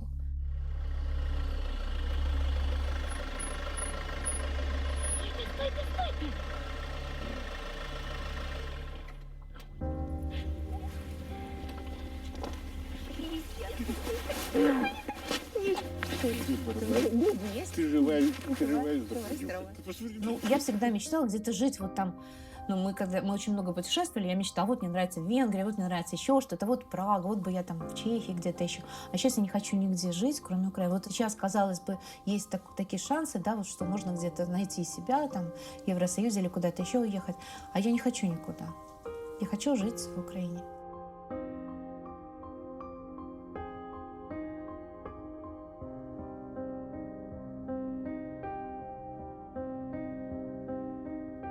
April 24th, 1:15 a.m., 60th day of war. There are so many angels in the sky now that their wings can blow the clouds away and make sky blindly blue. These are our Ukrainian angels. They blow the clouds away like curtains opening to look down on earth.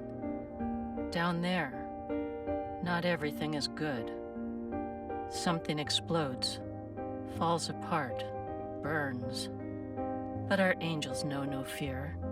Each one finds his people, those closest, those left alone on earth without them, those who need help.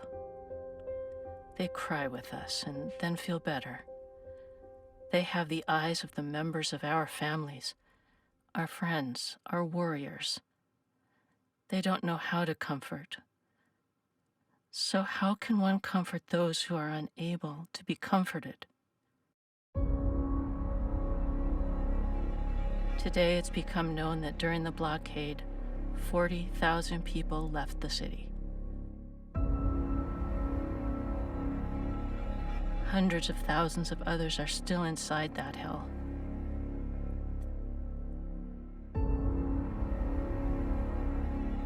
With every new day, it becomes harder and harder for them to survive.